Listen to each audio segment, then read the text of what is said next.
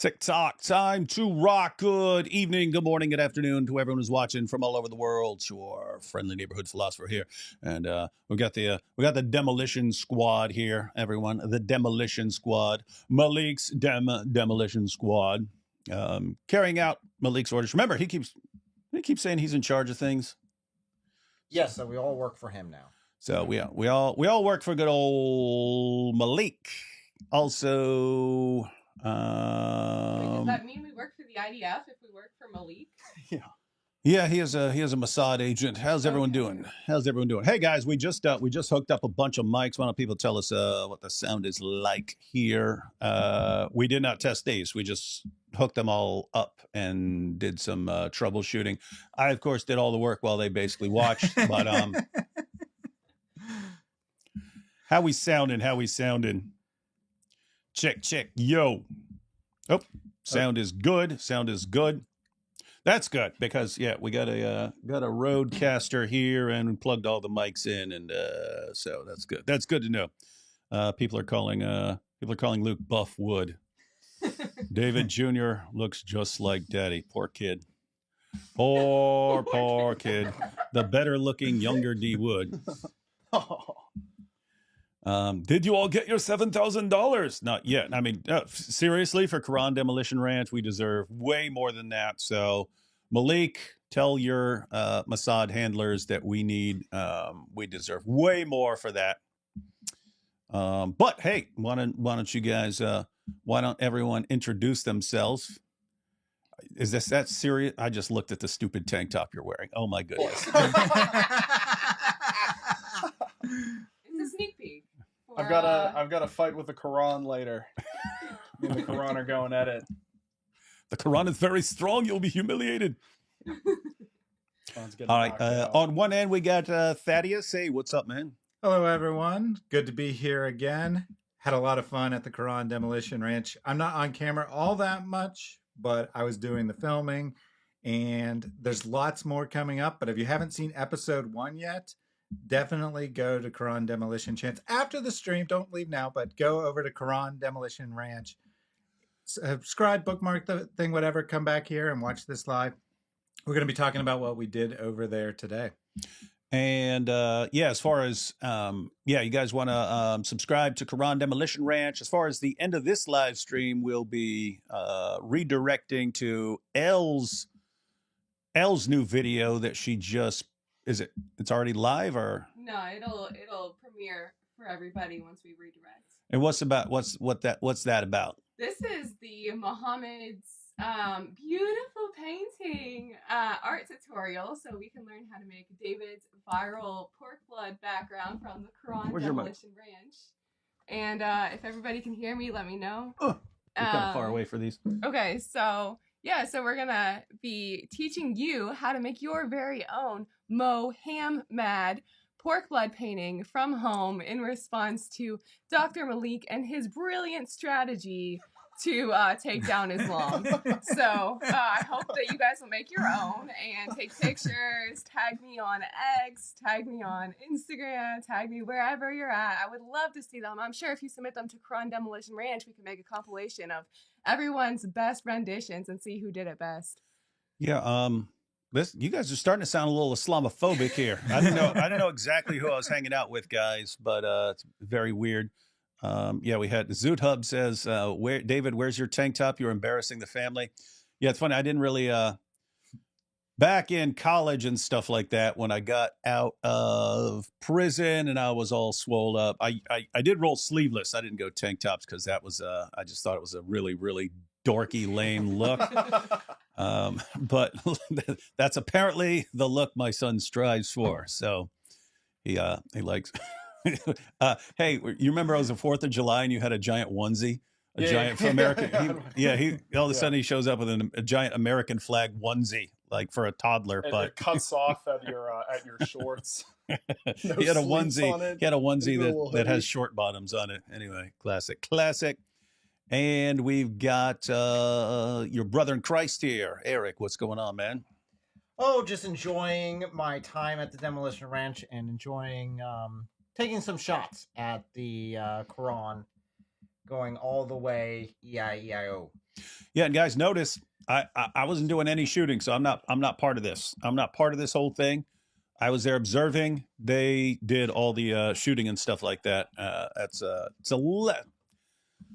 little too far for me, right? A little too far past the line of what's acceptable for my taste and so on.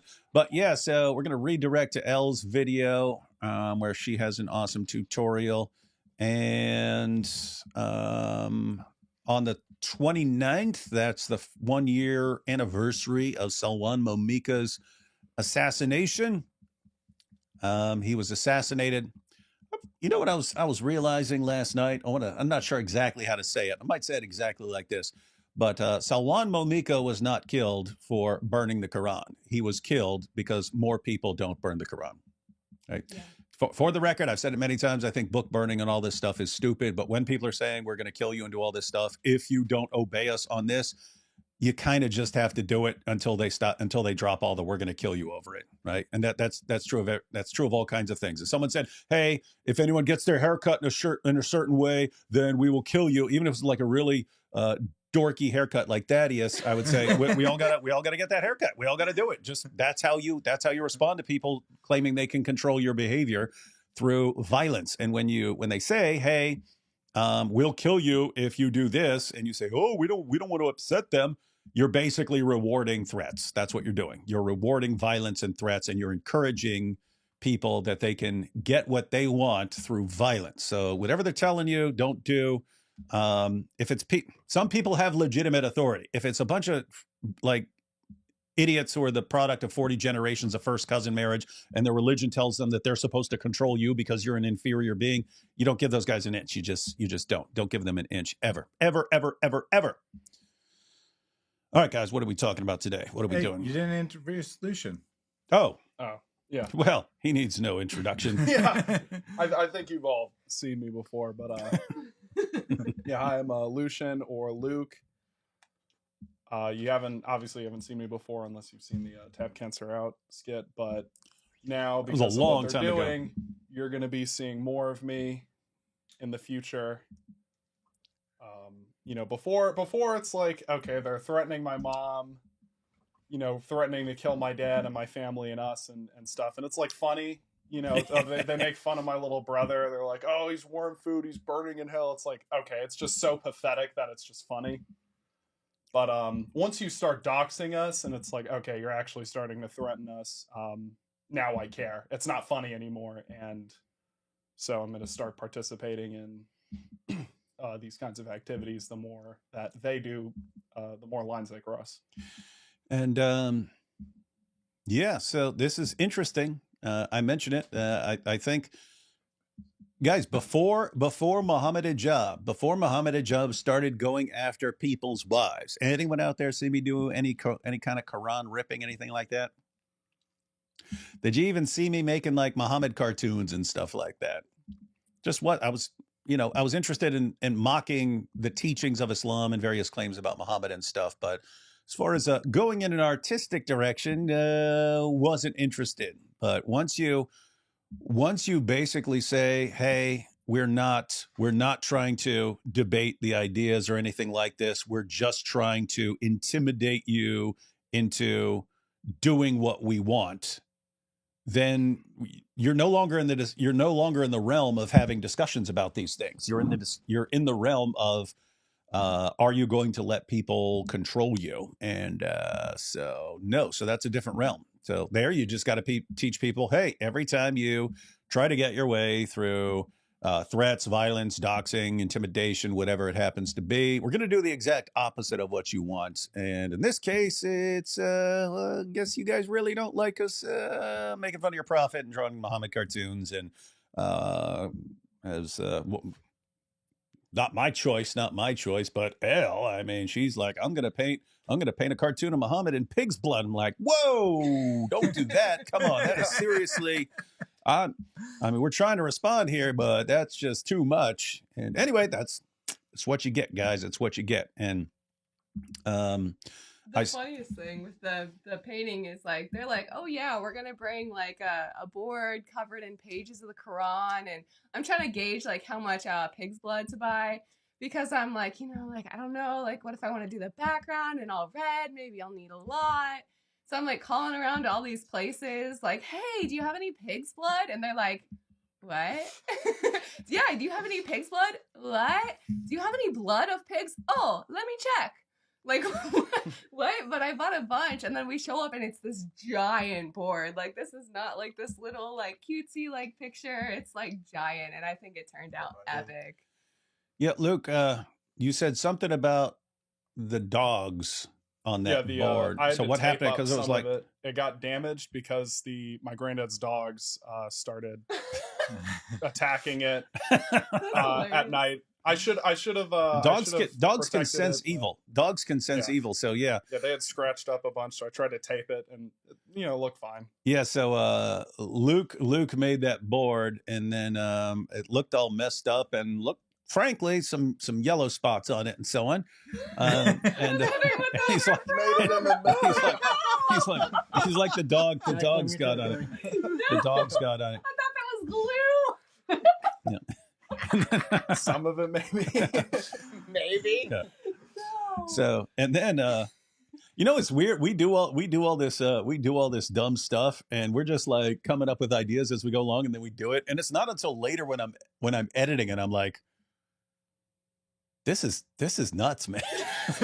when I'm sitting there, I'm looking at the footage of where after the Quran was blown off and stuff like this, and it's a close up, and I'm looking. It's like, wait a minute, these are Quran pages, which had dogs all over them, and then a pig's blood painting of Muhammad, and then everyone shot the crap out of it, shot the Quran off his platter.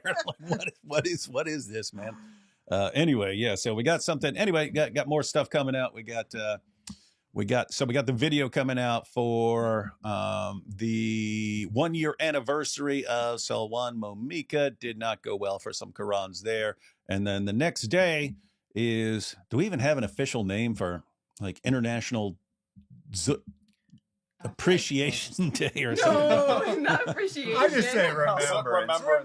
Remembrance. Okay. Remembrance. International Zoot Remembrance Day. We're gonna have International Zoot Remembrance Day, guys, and we got a little Zoot video. We have Muhammad as one white Quran and 30 black Qurans. I was just gonna have like 6, maybe 8 or something like this. So it's on Elle. She's like, it's got to be 30. Got to be 30. Got to be 30. We had no slackers. So yeah, Some of us. Yeah. All the men of Elle were involved. Yeah. So anyway, we'll have that coming out on the 30th. That's International Zoot Remembrance Day. And then the next day is DebateCon, where I hear I'm about to be assassinated. So this should be a fun 3 days. Be a good 3 days. Awesome stuff. All right. Anyone have anything else they want to say? We'll take some super chats. We can watch some of the footage. Sounds good to me. Who did this, chat? Malik did this. Who Thanks, did Malik. this? Malik did this. What a dork. You all got 7,000 each then? More Karongs to boom. Yes, we each got 7,000. I'm saying we deserve a pay raise for all this stuff. This is a prepayment from Assad. All right, thank you. Got the super chats prepayment from Assad. That's Guero Segara Jr. Que vole primo. Luke, do you even know what that's about? Me? What? I'm assuming. No. Yeah, but me being Segara Jr. No. Malik, the guy who doxed your mom. Brilliant mastermind. Yeah, so this dumb dork, he sets up this staged interview with a woman who claims that I raped her all these years ago and stuff. It's completely staged, but she's going, but his name wasn't David Wood. I remember it wasn't David Wood. It was something else. It was something else. And then he supposedly found out that which he posts on the next one, that my real name is David Sagara, and I'm actually Mexican, because apparently someone named that lived at the same, because we rent places and stuff, so apparently someone had the same name at some point, so he thinks that's my real name, and David Wood is just a fake name.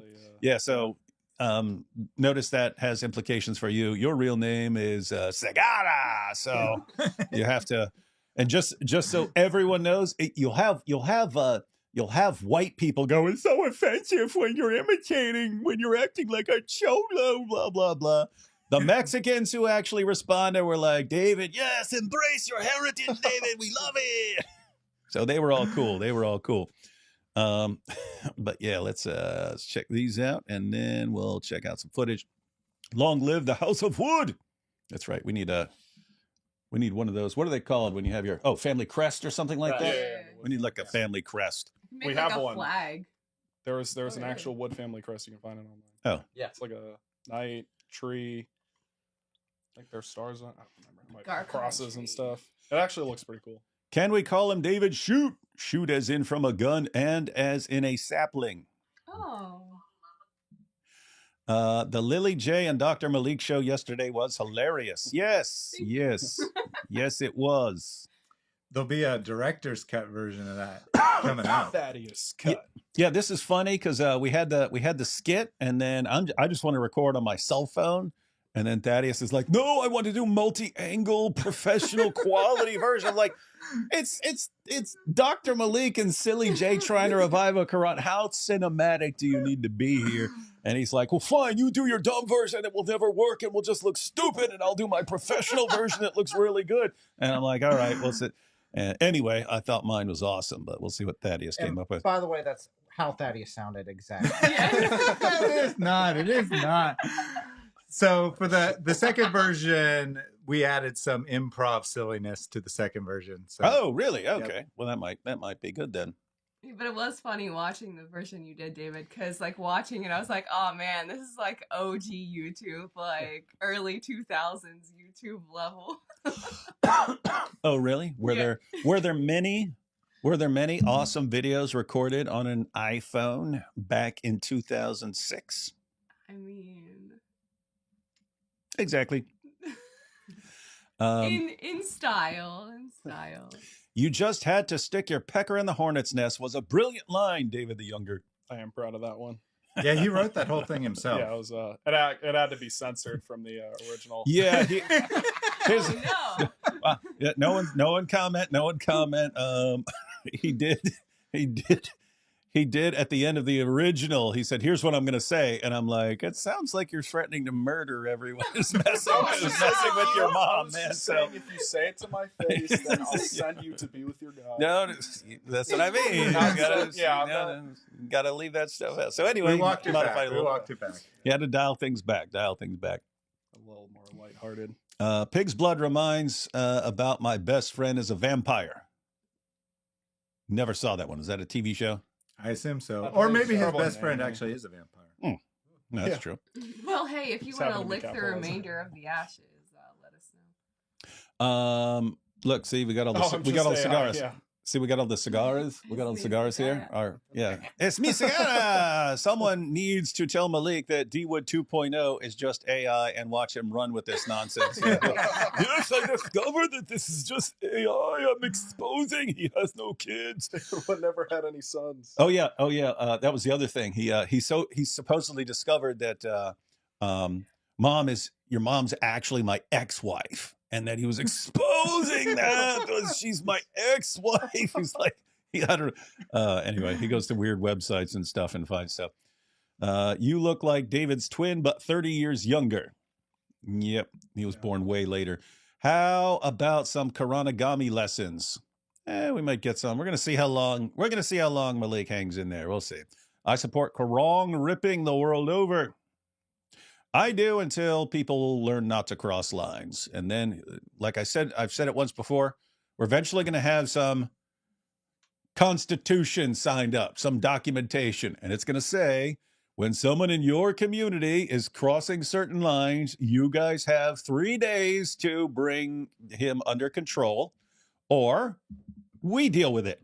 And you're not going to like the way we deal with it. So you're going to have to agree. Yes, we will deal with it, or you guys get to deal. It's going to have to be something like that.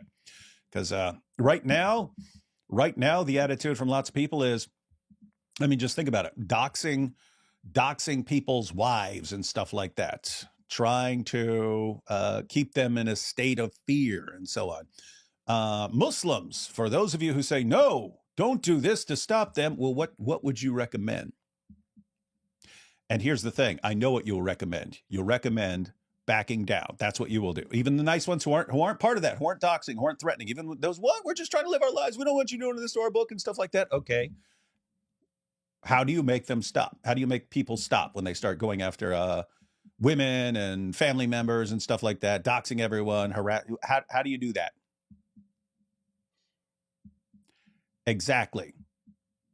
You don't know how to stop them. We do know how to stop them. We know how to make them stop. It's a big mess, but they eventually back down, right? They eventually back down. So if you guys don't know how to control them, why do you get mad at us when we do what you're unable to do? Because what's the alternative? It's just they can get away with everything, right? Is that what you're telling us we have to put up with? Because the answer is no there. The answer is no. Anyway. Yeah, we're supposed to turn the other cheek. Yeah. Muhammad just like turning his other butt cheek. Jesus, turn the other cheek. Muhammad, how about my butt cheek? Muhammad to al Zoot. Jesus to his followers. It's Muhammad to his Zoot. Oh yeah, that's good. That's going on X later. So, Elle, if you don't put it up before I do, I'm stealing that like I steal all your other ideas. Luke, are you a Star Trek nerd like your dad? No. I remember when I was younger, maybe 9 or 10, my parents were watching Voyager. But that's true. That happened. Too little to kind of to recollect it. I've watched Star Wars. You're not supposed to snitch on us, Luke. I sit here making fun of everyone for being Star Trek nerds, and you're talking about us watching Star Trek Voyager, man. Yeah. I just want it to be known. Sun Tzu in The Art of War said, know your enemy. So if I want to make fun of Star Trek nerds, right? If I want to make fun of Star Trek nerds, it helps to know, like you could just say, oh, look, I watch Star Trek. I go to Star Trek conventions. Anyone could do that without knowing anything about Star Trek, right? But if you actually study their stuff a little bit, then you can be like, oh, look, I'm watching season 4 of Star Trek Voyager where they get 7 of 9, the Borg drone, and they bring it as a member of the crew. Just like, you can really make fun of it, right? It's oddly very specific there, David. That's what I mean. That's what I mean. Specific. You can actually do a way better job making fun of people if you know their stuff. Not fear the result of 1,000 battles. That's right. That's right. So yeah, guys, I mean, this works with anything. If you wanted to, it was in that movie, The Other Guys, right? He walks in where his ex-girlfriend is in a museum exhibit, some new art. And then she yells something like, this represents blah, blah, blah. And he goes, that's not what it represents. It represents man's fractured ego. And she goes, whoa, how did you know all that? And he goes, because I took some classes so I can make fun of all these artsy douches. So he actually took art classes just so he could make fun of people who are into art. And then later on, she was learning ballet, and he thinks and he goes in there and he starts doing ballet, like doing the jumps and stuff. And he says he learned ballet just to make fun of people who do ballet. So anyway, yeah, guys, it's good to learn stuff to make fun of, like learning the Quran. You can make fun of the Quran way better if you actually know about all this stupid, idiotic teachings in it. So yeah, never make fun of people who watch Star Trek to do research on how to make fun of Star Trek nerds like Mike Winger. The bloody Quran causing all sorts of problems. Yeah, it does. I don't know. I think bloodying the Quran solved all sorts of problems personally. Did Luke live with your ex-wife when he was young? Yes, I did live with my mother when I was young. I don't know. I heard the marriage was fake. Like, he got really ticked and Nabil dancing with her at a fake wedding. Yep. I was like, what is he doing? Not with my wife. El Cartel de los Sagara. Where do I join? Well, you have to cross some serious lines. Why are we seeing an AI-generated D-Wood at the back? You just pasted a bunch of images of you when you were young, and then the AI generated me. Oh, look at this. We want checkmate jihadi tank tops. That was my famous. That was a famous Quran shirt. I actually stay tuned because on my channel. Done. He needs it. He needs one. On my channel, you'll be seeing me create some new editions of some checkmate jihadi style gear very soon. David, yeah, guys, I'm not involved in shooting this stuff. Also, David shoots a Quran with a crossbow. Yeah, that doesn't really count though. I was trying to show how to tone things down a little bit. What's funny is there were no sights on there. So that day, I actually shot one before that. And what did I hit? Like right below it, or I hit the Right very in the bottom or something like that. corner, Yeah. It didn't have sights on it. I'd never shot a cross. I've shot a regular bow before. I actually won. This was like 8th grade. I won the archery competition, but it was funny because they actually did it in gym class back then, right? Because it's West Virginia, so you actually do archery and stuff like that in gym class. But I shot a bow a couple times before that. But all these like 8th graders come in all geared up with like, you know, they came in here just totally geared up for stuff, and then I crushed and humiliated them. But yeah, I never shot a crossbow until the other day. You really look like a hillbilly family. I'm so proud. Oh, should let me go to the family reunion in Preston County, West Virginia. You'll see some hillbillies. You'll see some hillbillies. You should live stream it. Oh. You should make some different like fun family challenges and set out, you know, stacks of Qurans and see who can get through them faster. I took were you there? Were you at John's wedding years ago? You would have been really little. Yeah. 7. Yeah, Yes. that's the one where the brawl happened. And Yeah, we show up, and so my my wife's not from Preston County, West Virginia, where the rest of us the rest of my family's from. So anyway, we take her out there, and we are heading to my brother's wedding, and all of a sudden we get to we get to a road, and all of a sudden then it becomes a gravel road, and then it's just a dirt road and stuff like that. And then we get to where the wedding is, and there's like 6 or 7 pit bulls there. And yeah, roast and a hog. they had a pig. They had a pig on. Yeah, they had a pig cooking and so on. And then a brawl broke out, started by the bride's dad when he clocked someone. It was Brittany's dad and stepdad who were fighting. So yeah, the two. Yeah. No, he hit a kid they called Thumper because he's fighting and stuff. But Thumper was cool. He tried to de-escalate because it's a wedding, so he got punched in the face by the bride's dad, and he just kind of took it, and they kind of broke it up. But I was standing there, and it was me and a couple of my brothers and my grandmother, and I kind of wanted to, but I'm like, you know, the nice Christian in the family now. And I was just like, oh, someone please just bump into my grandma. Because then like everyone's going to pounce. Everyone's going to pounce. Me and my brothers are all going to pounce. So anyway, classic. Hello. What? So when the brawl broke out, my dad grabbed me. He was trying to escort me out. And we're there's like 50 people, crowd of 50 people all throwing each other around, swinging hands. And we're just shimmying along the side of one of those white folding tables. And there's about this much of a gap between me and him. And I'm about to step forwards, and a guy goes flying in between, smashes the table. I was like, oh, crap. And then stepped over it's the a wedding, guys. It's a hillbilly wedding. Fun times. What's funny because it's like, you know, he's like, oh, this is inappropriate, but I mean, it's funny and memorable. Mm-hmm. And I think it means you can handle any of Malik's gangsters when they show up. Oh yeah. If all else fails, and the jihadis actually decide to really declare war and come after me, we'll just head up to Preston County, and we'll see how you guys like it there. You'll stand out pretty hard. Is Malik a Zitzpink? Is Malik a Zitzpinkler like Momo? Yes.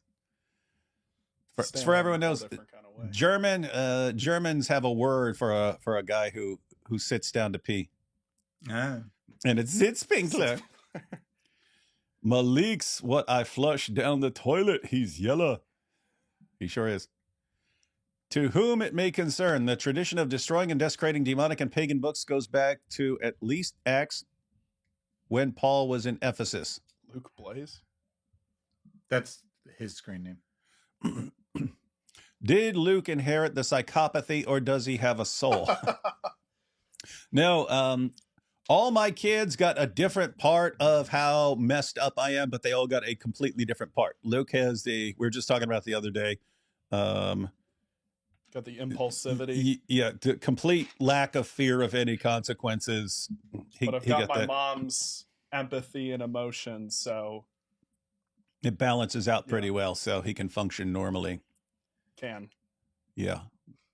The potential. I have the potential to function normally. One of his brothers, who shall remain nameless here, got the complete lack of empathy. He doesn't. Just complete blank face when people are suffering horribly, but he knows he has to do the right thing no matter what. So he's good. How does it feel that your dad is Mike Winger? Oh, ha ha! What? Don't laugh at that crap. You're encouraging people. No, it's not funny. It's evil. Some people are pure evil. Guy, you don't realize anyone can leave a super chat, and sometimes people are just pure evil. Luke's smile is just like David's. Love it. Wait, I just realized something. What? His real name is Mike Segarra. My real name. Artsa Craftsman Ceramic Maloink Piggy Bank. Sell it. That would be cool. We should start having some. Hey, by the way, Maloink is now officially in the permanent background. Yep. I still have to add his little eyes and make a little nose for his with a Sharpie and stuff like that. But yep, that is Dr. Maloink the Quran pig back there. If he keeps this up, maybe we'll have Maloink piggy banks at the Seek and Share Truth conference in Ohio alongside our screaming goats. That would be great. If someone called my store asking for pig's blood, I'd be like, what witchery craftity is going on? D Wood Jr.'s speech was based. It was little base. It was just so funny because it was like pig's blood. What? Pig's blood? What? Blood from pigs. Oh, it was like what? Okay.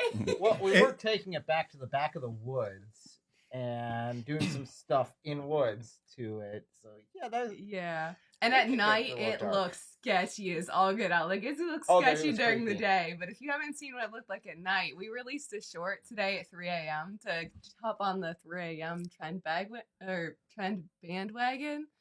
It looks sketchy, but I think it was cool. It was definitely worth it. But pro tip we learned, if you want your own, ask for pork blood, because that's the actual name of the product. Yeah.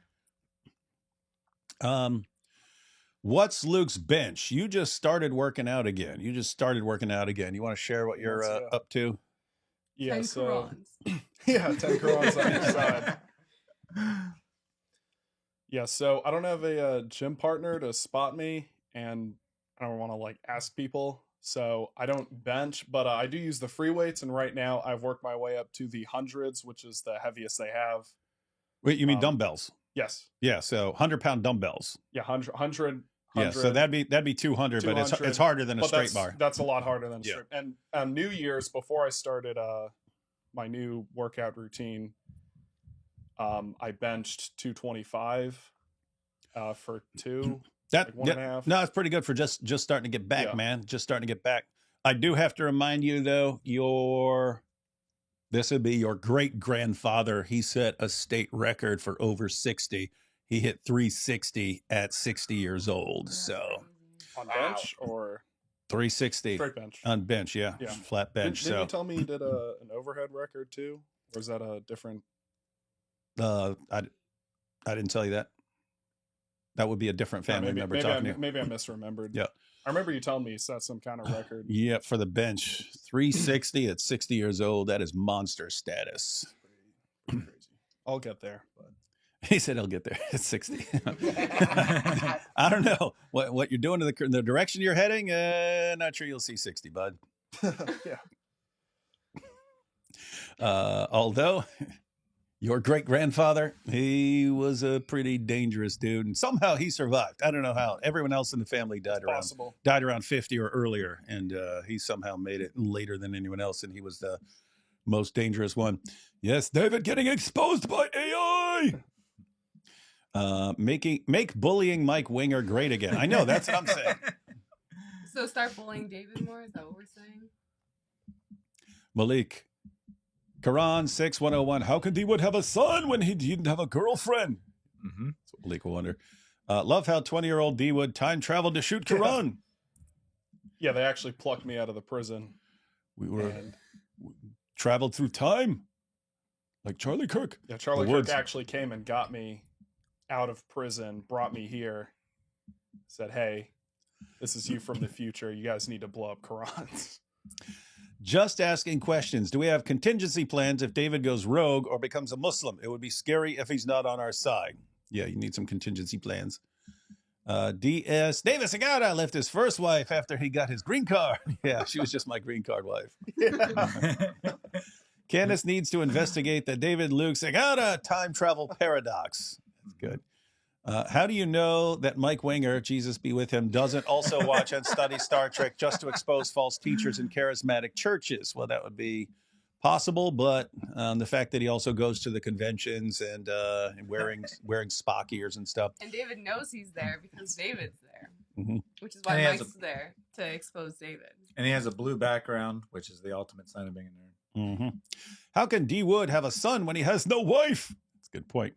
Malik figured that out. Tank Top Master from One Punch Man, right on. Yeah, that's what I thought earlier. I was like, oh, we're like the Tank Top, the Tank Top guys. Family.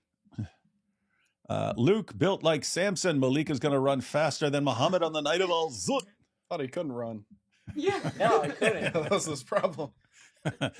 Bitte mach mit Ridwan einen kompletten Stream auf Deutsch oder du bist ein Sitzpinkler, Dr. Holtz. No, he's telling me to do an entire stream with AP in German or I also pee sitting down. D Wood's Green Beret granddad. D Wood and Luke are triplets. Yeah, he does. We all have the. Yeah, we have that. Did you ever? My dad can beat up your dad. Probably, I think, yeah. I mean, if the question came up, I would have said yeah. Oh, I remember he let me, when I was little, I was like 5. He let me beat him in wrestling. We're like wrestling and he lets me pin him. And I didn't realize that he was just letting me do that. So the next couple years, I would brag to other kids about how I could beat my dad in wrestling. Hey, it's Mona and Mom from New York. Who's that? Hi, Mona. I think they're probably Mona. Oh, hello. No, I said Mike Winger. Mike Winger actually probably killed people. Would not be surprising. I mean, That dude's pure evil. What? Mike Winger's way cooler than you. Yeah. Come on. Your brother in Christ. I always thought you looked familiar. Then I realized you're the guy who asked Andrew Wilson for his sources during AP. Oh, yes. Yeah. Yes, he did not like me. It was very rude and Andrew-phobic. It looks a little crowded in there. Eric and Thad look concerned about having D Wood's split personality behind them praying for you guys. Thanks. Nice. All right, so we want to check out a little of this video here. Sure. Cool. Let's see what we got. All right, so we've got this nice 4x8. I think I can get us here. Let's see. Yes, we messed everything up. Yeah. Let's see. Well, Oh, the here we real go. David Wood on the screen camera, right yeah. now. Picture no, in no one picture. can tell the difference. Wait right? a minute. Watch this. Boom. Uh-oh. That didn't work. Where's the rest of the video? Hang on. So, picture in picture size. Huh? No, that's not gonna work. Oh, I think you should Oh, here we go. resize it. Hang on. No, Oh, hang yeah. on. So even with the You wide, go to you the could have border and resized it resize. after. Yeah, there you go. Yeah, No, it was I just remember. kinda I remember trying that before, and it wouldn't let me because every time I go to the corner to resize, It would move the whole yeah, it thing. moves. It just shrinks the Yeah, whole. yeah. Yeah, my screen. Let me try that again now that I've already done it here. Oh, there we There go. you go. There we go. Boom. Thank you guys for sticking through for David's first live stream here as he figures out how his system actually works. I would have had all this completely ready, but they were busy trying to figure out how to use a microphone. I mean, come on, who doesn't know how to use a microphone? Anyway. I thought you said at the beginning it was you who set this all up. Yeah, I was thinking that was Well, pretty we said good. it. I were came in there and sorry, repaired the damage and destruction that they had caused trying And to we do all stuff. went on a 2-hour break. All right, so here we go, guys. This is the board that was made by my son. I had nothing to do with it. So don't blame him. Blame him for that sort of thing. LU jihadis out there, good luck. And some dogs apparently had their way with it. Yeah, I seriously thought that was glue. It's like so visible in all the videos too. I know. There's all these yellow spots over there. Dogs were They having just their... so eager to participate. No. Dogs really like that thing, but here we go. Covered in Quran pages. So much Elle yellow. says she's going to make it way cooler. And pretty much anything would be cooler than just the Quran. No important books were destroyed during filming. Welcome to the Quran Demolition Ranch, where we teach habitual line crossers not to cross lines. That's good. Don't dox people. Good lesson. That's a line. Don't go after people's wives and families. That's a line. If you're crossing lines, we're going to introduce you to a little thing we call consequences. Consequences! It's like that time I did a drive-by at my sister's quinceañera. There were consequences! Here at the Quran Demolition Ranch. How do we get here? Well, there's a pathetic little pagan book called the Quran. According to this pathetic little pagan book, Christians, Jews, and other non-Muslims are the worst of creatures. Prove it. Surah 98, verse 6 declares, "Verily, those who disbelieve in the religion of Islam, the Quran, and Prophet Muhammad, from among the people of the scripture, Jews and Christians, and al-mushrikun," mushrikun are people who associate partners with Allah, "will abide in the fire of hell." Oh no. Someone caught it. Let me go down and find it. Where is it, man? Here we go. Then a piano fell on my head. You guys don't even know this from. It was a Key and Peele. It was a Key and Peele skit. You know how they get like in areas with lots of gang activity, they'd get some former gang member to come talk to students about the consequences of getting involved in a life of crime and so on. So the principal introduces him and he's like, "This is, so-and-so Rodriguez, who is a former gang member, and he's going to tell you about where that leads." And he comes in there and he's like, "Yeah, yeah." And he starts talking about, "So then I got into some drugs, yeah. And a piano fell on my head." And the principal's like, "Wait, what?" But it's like it becomes progressively more insane to where he's like, "Then a dragon came out of a portal." And they're all like walking out and stuff. So he went in the Dawa direction. Just started making crap up. They are the worst of creatures. We're the worst of creatures. We're lower than dogs. We're lower than pigs. But Surah 3, verse 110 of the same pathetic little pagan book calls Muslims the best of peoples ever raised up for mankind. So Muslims are the best of peoples. We're the worst of creatures.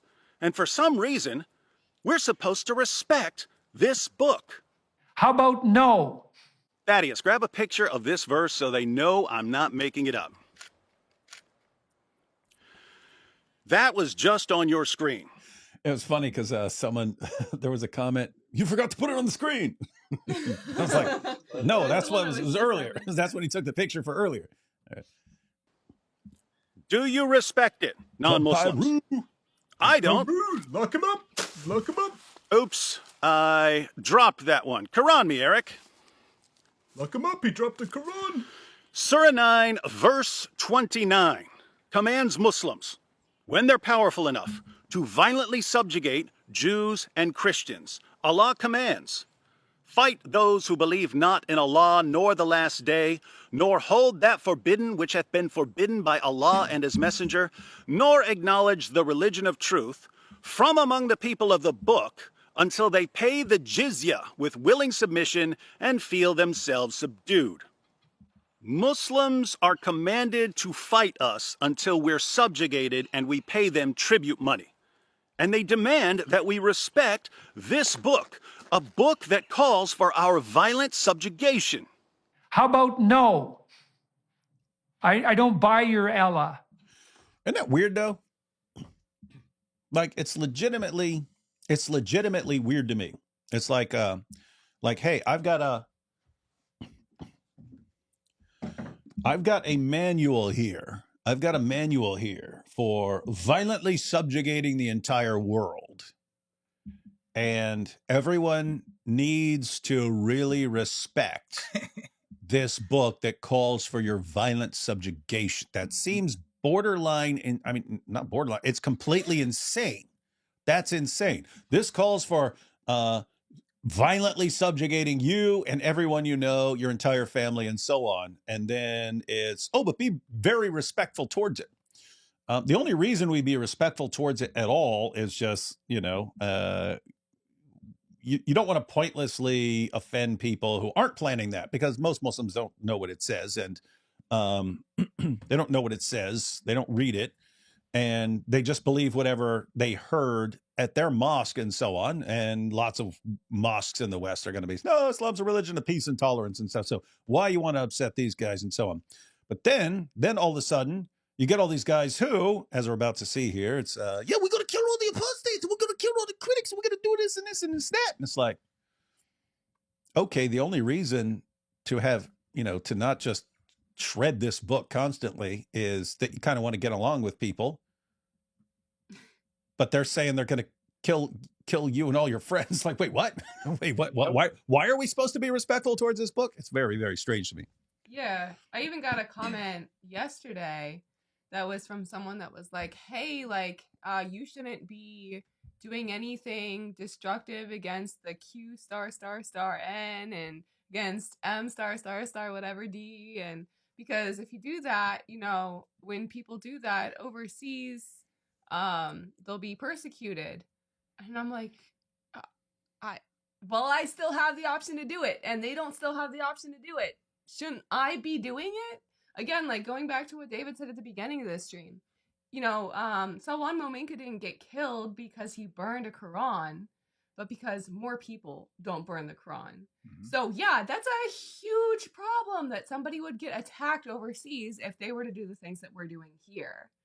But all the more we should be doing them. So it's just kind of crazy, like, especially with everything in the book. It's a vile, evil, despicable book. You can't get us all.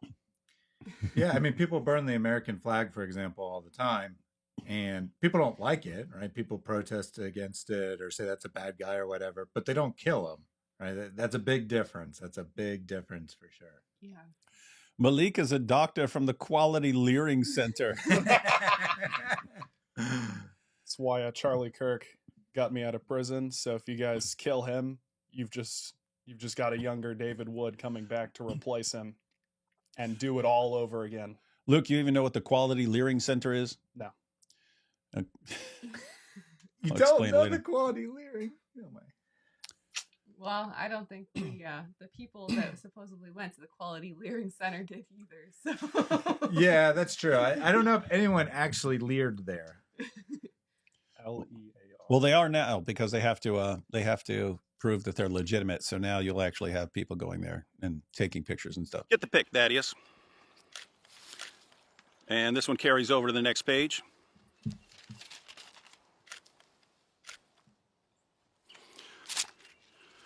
The Quran also commands Muslims to obey all of Muhammad's decisions. Muhammad, of course, ordered his followers to execute anyone who leaves Islam. That's true. Now, popular Muslim influencers with more than 1 million followers on YouTube openly proclaim on YouTube that when they get the political power, when they get their precious Islamic state, ex-Muslims will all be executed. But David, This is a part of a. we're already under Sharia, don't you know? Hospitals are Sharia. Oh, Equal yeah. rights for women is Sharia. Don't you know we already have Sharia? We live in Yeah. a Sharia paradise. Yeah, democracy is from Sharia. They've been saying all this Human complete rights are from nonsense, Sharia. and then they just make up quotes. And anyway, it's getting really pathetic. Speaking of pathetic, here's Ali Dawa. Religion, there's a reason to it. Yeah, there's a reason why there's a capital punishment, because people like you, little weaklings who leave their religion and cause corruption in the land by spreading it, the capital punishment in Islamic law would be applied to you. We have no doubt, and we're proud of that. You think you could take this guy, Luke? I can take 5 of them. I think a toddler can take him. Yeah, we get it. But it is Like- crazy. He's even escalated from there. I mean, he said repeatedly, like over and over and over, how he wants to eat popcorn while watching people be brutally murdered. Mhm. And then it's you got to respect the book to tell me all this. Well, even on his when he's been out doing street dawa, which he's no longer around Speaker's Corner for some weird reason. I wonder why, but he's now hiding behind vans trying to hawk his little see-through prayer rugs. But even then, he is getting aggressive with people, and there's times that it looks like he's trying to get a fight going. So he's getting pretty desperate. Yeah, but notice, I mean, you look at Ali Dawah, you don't think that, if you look at Muhammad Hijab, you think, okay, yeah, that's the kind of guy who's going to make threats for no reason, right? But you look at Ali Dawah and you think, that guy would never make a threat. But Islam makes you, like, if you really understand Islam, it makes you aggressive. It makes you want to celebrate violence. No, it makes you peaceful and tolerant. Hey, Luke, this dude right here. Yeah. He never agrees to an actual anything like a formal debate. But one time he agreed to debate AP. So they had this just like in a live stream. They agreed to have a little debate, and he's trying to look cool. So he's sitting there, and when AP's talking, he sits there and leans back, and a hand's coming down and feeding him grapes, right? Feeding him grapes. Yeah. I assumed it was his wife.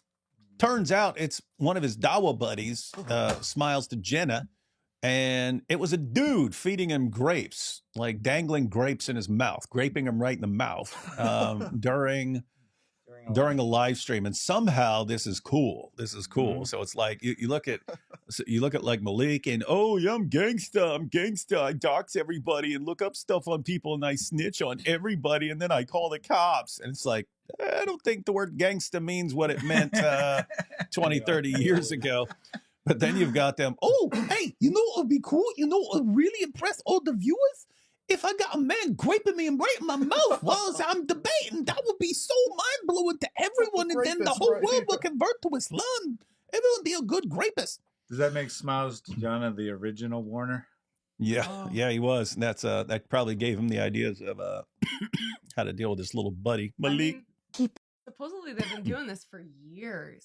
For years they've been going clubbing, sleeping around with women every weekend, partying with trans people, doing all this stuff, doing all kinds of temporary marriage. They're following their prophet. On top of just sleeping with people. So this isn't a new thing. All this stuff with Warner, or the Watcher as we call him, because he sits there and watches a bunch of other people while they're doing their thing. This isn't new. So who knows? Ali Dawah and Smiles to Jenna were probably involved in things years ago as well. Who knows who started it? Yeah, here. Well, that's a fair point. Yeah. That's Muhammad what and the goes Men back of to. El Zoo. Yeah, that's true. That's true. Big Daddy Kai pointed out, you can't be a man in Islam until you feel the full embrace of a man. It's got to be more than an embrace. And there we go. Got to get graped in the mouth. Yep. Ali Dawah got graped. It's funny because I actually He's the bought some kid. grapes in case we wanted to do anything for Quran Demolition right Yeah, with them, but hey, for all the jihadis who are like, oh, they're out of ideas, they can't escalate. No. We had So 20 much. more ideas that we did not have time to record. Yeah. We have so much more. Yeah. Fire 1 round out of a 50-round magazine. Greatest of grapeth. Cool things. All right, here we go. Like you, little weaklings who leave their religion Weaklings. and cause Literally the corruption weakest in the guy land on by the spreading planet. it, the capital punishment in Islamic law would be applied to you. We have no doubt, and we're proud of that. Like half of my friends are ex-Muslims. Muslims are openly proclaiming that if Muslims get their way, a bunch of my friends are going to be publicly executed for refusing to obey the ramblings of an illiterate 7th century Arabian caravan robber who raped a prepubescent girl. And I'm supposed to respect it, right? That's a How rule. about no? Oh, it's a good point. You're on me, Eric. In spite of the disgusting things the Quran says about us, we didn't start ripping up this pathetic little pagan book, or eating this pathetic little pagan book, or burning this pathetic little pagan book until relatively recently. When did we start really demonstrating our utter contempt for this pathetic little pagan book? When Muhammad Hijab started attacking people's wives and threatening them with rape and torture. He crossed a serious line. He refused to apologize, and so, consequences. Look at that, Surat al-Fatiha. You guys see Surat al-Fatiha here? He's with the good old days. The good old days. That's AP. Look at AP. His background was he's excited, man. AP is like, ooh, it's about to go down. Yeah. But his background is a golden shower. That's after Muhammad Hijab was sending us all the messages about golden showers. And people in the chat were like, I didn't know what that was, so I did a Google search for golden showers. Yeah, do not do stuff. Do not, when you hear stuff from a Delwa guy, do not Google it. It is going to be disgusting, perverted, weird stuff 100% of the time, because that's what they're into. But AP just, it was funny because he was mad. He was mad because of the stuff Hijab was saying. All of a sudden I pulled out a Quran and he got real happy all of a sudden. Well, it's funny because there was no plan. I saw what Hijab said like live during the live stream. I kind of glanced at it and thought he was just running his mouth. And AP pointed, look at what he actually said here. And then so AP was really ticked off, and I pulled out the Quran, and he kind of knew where this was going to be going. Poor Abdul over there. Yeah. He's like, I'm so nervous. I don't know what's going to happen here. I think he said he's warmed up to the idea since then. Yeah, since then. But at the time, he was quite uncomfortable. Yeah, because I mean, it is. This is like it's way more normal right now than it was. This was like, oh my goodness, someone ripped the Quran in a live stream back then. They all flipped out. They all took the clip. They didn't show what led up to the clip. They didn't show what Muhammad Hijab did. They just said, look, David Wood is just randomly insulting our book by ripping it. And they sent that to all the Christian apologists out there, begging them to condemn me and so on. So this was weird stuff. And then Hijab offered him the chance to apologize, refused. And I told him, if you don't apologize, I will normalize this. We will make this normal over time. Here we are. I mean, Thaddeus, you saw it you saw it before I cleaned this room up, right? Uh-huh. This was it was like 2 feet deep. It was like 2 feet deep of shredded Qurans and ripped Qurans and stuff like that. Now no one bats an eye. They'll occasionally throw a quick tantrum and stuff like this when they want to, but I mean no one even cares that much anymore. And no one messaged me, oh my goodness, I can't believe it. You'll have the people who, like right now, because we're doing something new, we got Quran Demolition Ranch. So you'll hear from some people. Guess what? After 6 or 7 episodes of Quran Demolition Ranch, people are going to be used to it and they're not going to be complaining anymore. So it's like, this is what I mean. We'll make it normal, guys. We'll keep making it normal. Or you can just learn to apologize when you mess up and learn to control the screwed up people in your own community and quit glorifying them. I just want to point out that you said 6'7", the age of Aisha when she got married to Muhammad. 6'7", 6'7", 6'7". Like to add that I am very ashamed that I eventually turned into this man doing this horrible Islamophobic hate crime against the Quran, and I will be doing better. I'm going to convert to Islam. And, if the Quran can defeat you at boxing. Yeah, if the Quran beats me in the upcoming boxing match later. You heard it here, folks. I will convert to Islam. Yeah. John, do you really think we can't escalate? Very good reaction. My goodness. Look, it's funny how he disappeared. Do you really think? Because it's an artificial background. That you want to go this route? More recently, a failed rapper named Malik thought it was a smart move to start stalking, harassing, and threatening God Logic's wife. Hey, if you can pause for a Then second. What's up? We talked about how Abdul's reaction shows that it wasn't normal, but actually AP's reaction shows it wasn't normal too. Yeah. Because although he's happy about it, he's still quite shocked at what you're doing. Yeah. Now I can sit here eating Qurans all day and stuff and we don't even pay any attention to it because it's just totally normal. How do you make something totally normal? It's called normalizing it, which is exactly what I said we would do. Consequences. That you want to go this route? More recently, a failed rapper named Malik thought it was a smart move to start stalking, harassing, and threatening GodLogic's wife. Then he doxed my wife and children and posted our home address on TikTok. I was out of town, and Malik and a bunch of his TikTok Dawa goons flooded my wife with calls in the middle of the night. Then he doxed IP. He doxed Thaddeus. He doxed Drake. He doxed Chris Claus. He keeps doxing, and Muslims are cheering him on. And they demand that we respect their pagan little book. But we have a better idea. How about we launch the biggest campaign of Quran desecration the world has ever seen? Until these Dawa clowns learn some manners. 1 second. We have, wait, is that David Wood's brother? Nope. That's the son. Although, if you guys want my brother on here, I can get him on. I got my brother on. He'll jump on if we want. Manners that their pagan religion apparently didn't teach them. Right here at the Quran Demolition Ranch. Let's get cooking. That is actual. Would have been funny.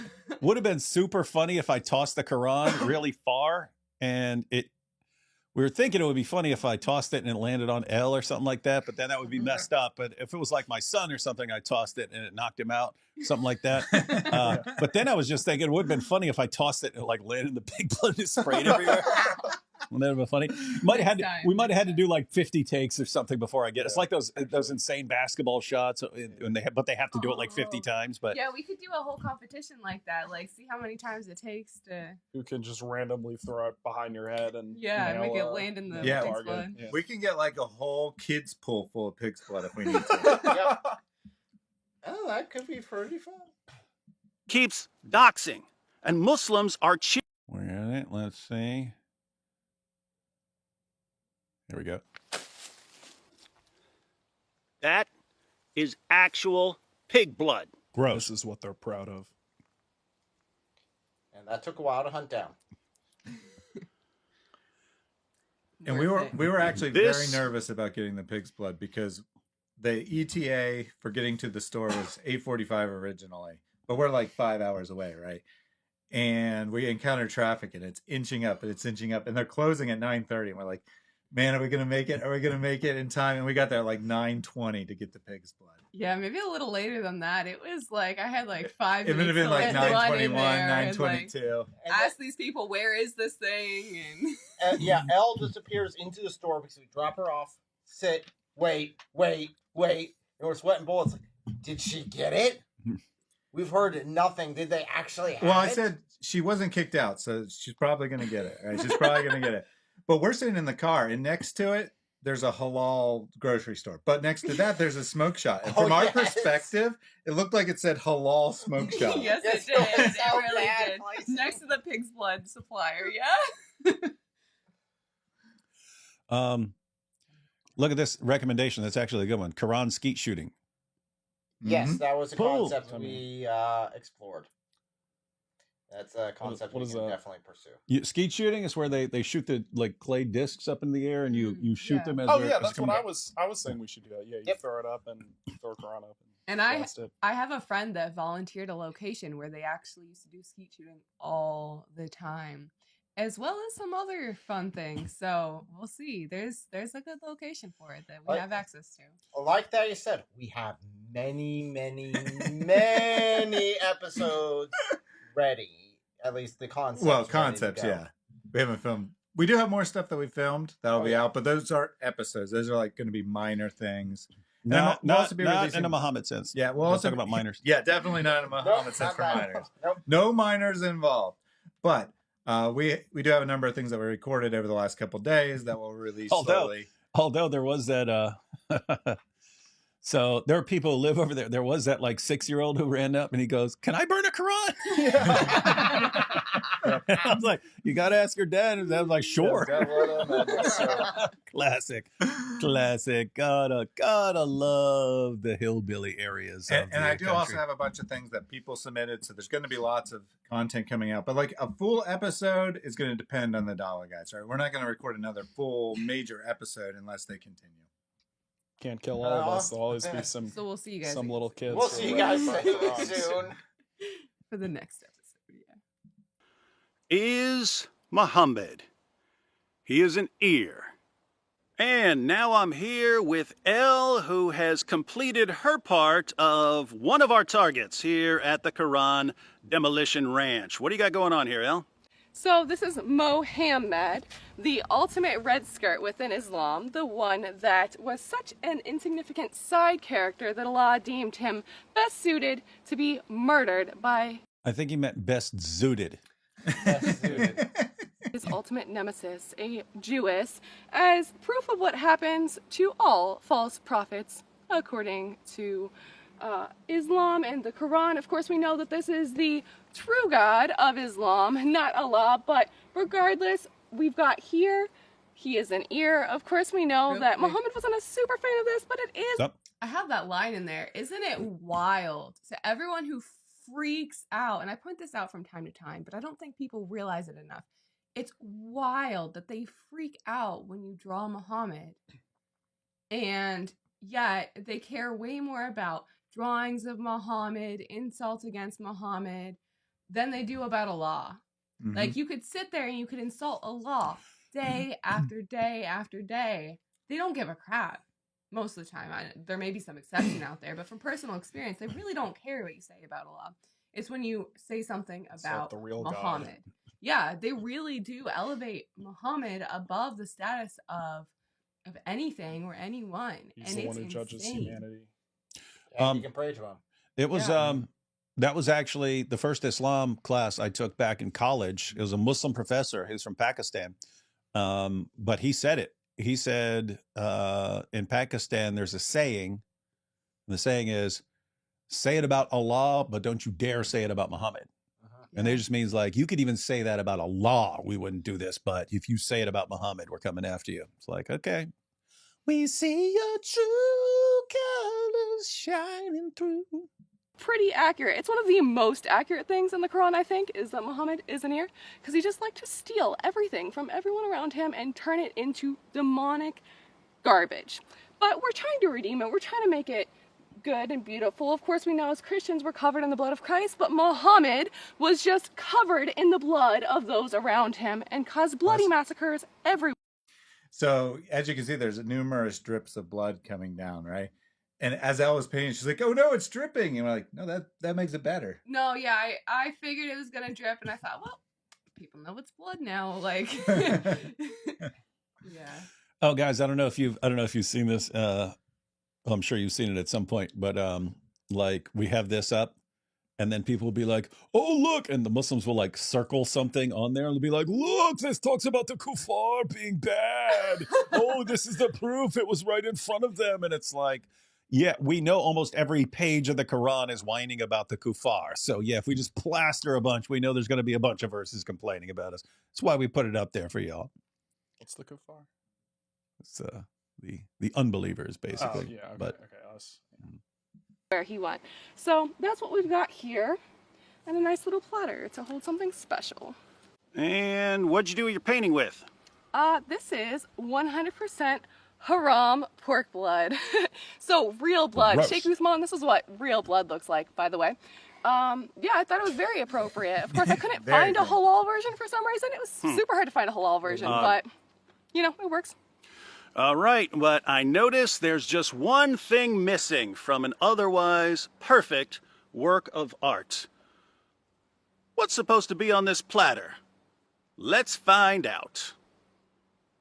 And now for the missing piece, the real target here at Quran Demolition Ranch, the Quran. But how are we going to attach the Quran to this beautiful work of art?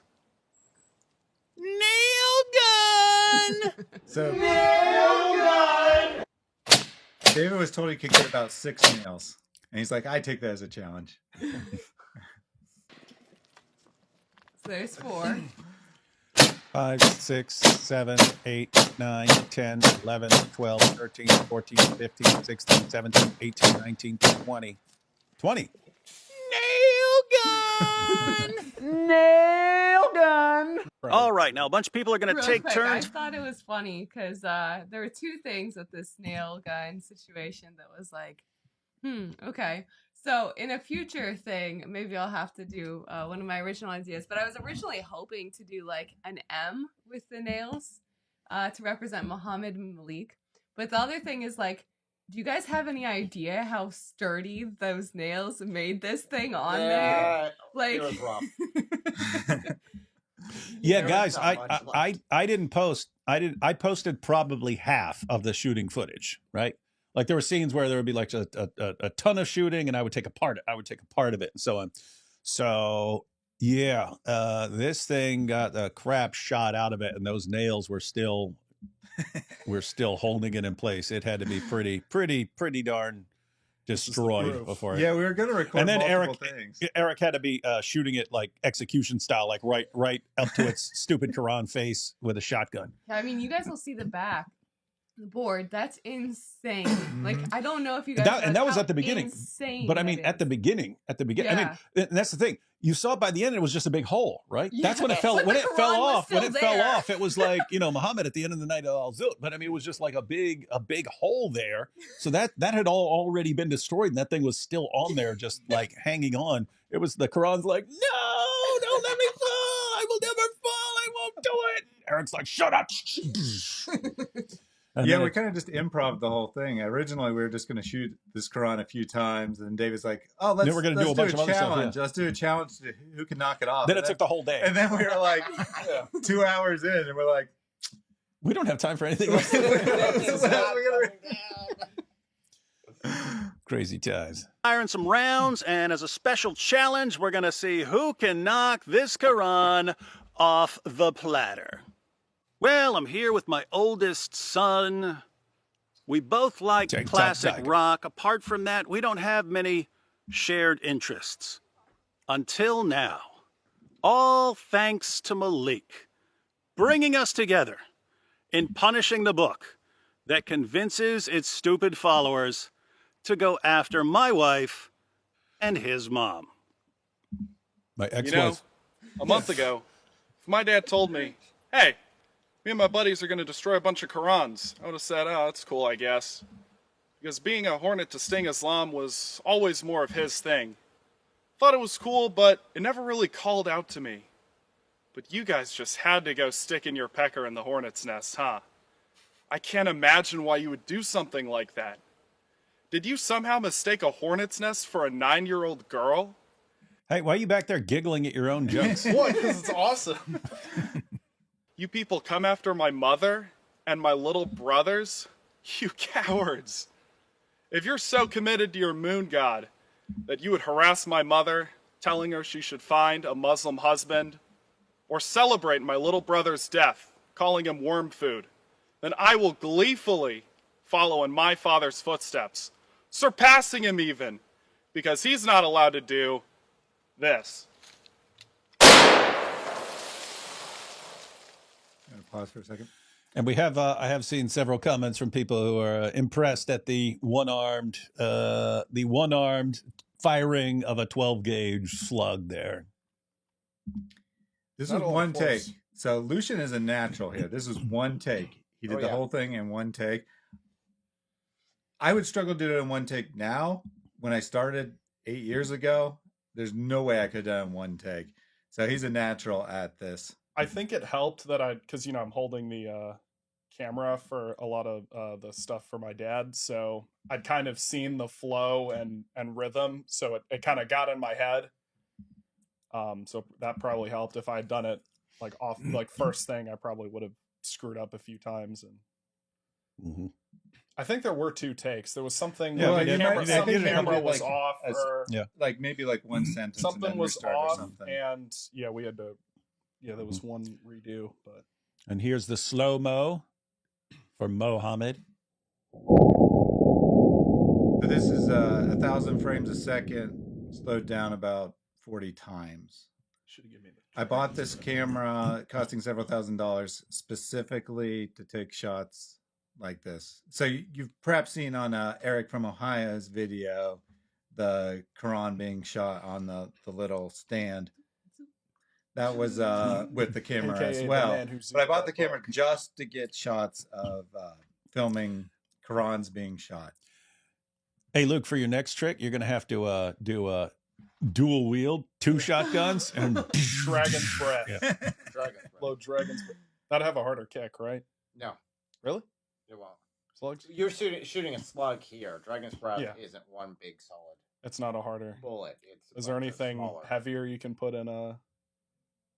No, I think Okay, that's sure. about max That's it. for 12 gauge. We're gonna have to get a punt gun. Uh, You know, the super long, carry it, 2 guys carry it over their shoulders, Yeah, like shotgun rocket- mounted on a boat. Rocket launchers or something. We got ideas. We got There's- ideas. shoot a bazooka like a pistol. And I did take a bunch more slow-mo footage. This is the only one we put in this video. The rest will be like in standalone videos. What you could do is get a semi-auto shotgun, and I could do it all. Do a whole volley. that We could can work. always make it Uh-oh. worse. What happened to Momo's pee-pee? D.L. Kelby's gonna be really sad. Yeah, I was watching that, and then when I was editing that, I was like, wait a minute. Just looking at the Quran pages with pig's blood dripping all over them. And we shot, my son shot off Momo's pee-pee, and then I was like, this is pretty wild stuff here. The world would have been a much better place if that would have happened for real, though. I mean, it solved a lot of problems. Would have solved a lot of problems.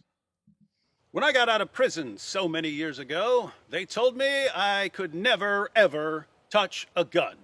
But they didn't say one word about crossbows.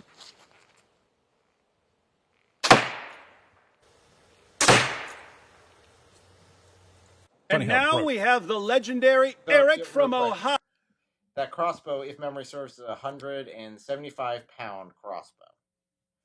So it's got some serious oomph, and yes, he did break my bolt, but I got a few extra. That's Let's put Worth it. let's put it this way: that arrow will kill you just the same as a bullet. Oh yeah, that'll go straight. Yeah, So you go through an entire Quran. You would not want So- to come try to jihad. Dwight Somebody Wood who's with holding his that. crossbow. Who's gonna show you how he zooted that book.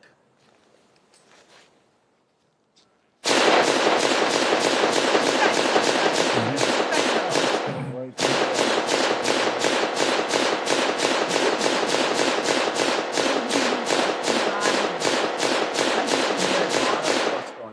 yeah. Eric from Ohio zooted that book. Eric from Ohio zooted that book. And this is how Eric from Ohio's wife likes to shoot.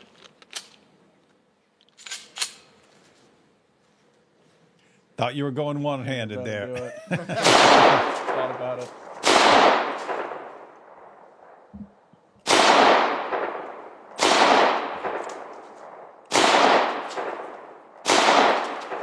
Had it not been for those meddling nails, we might have had a different outcome. Because look at this. Now look, This shot because right this is just after Eric and Elle, right? I wouldn't want to be Muhammad's backside, especially after the Al-Zoot. He got zooted. Yeah, so I was shooting with hollow points. So hollow points are very effective self-defense rounds because once they go in, they expand and they rip up. So that you try to go after somebody with hollow points, you're not going very far. So Yeah, the point of hollow points is it expends all its power in whatever you hit. Yeah, so Instead of basically like the traveling El-Zoot. The El-Zoot. Yeah. The Fired El-Zoot. their rounds in, Yeah. and they expanded And inside made of sure- Muhammad. Yep, they had to make sure it stayed inside Muhammad. What's wrong with you guys? Come on. So it's a good wholesome show.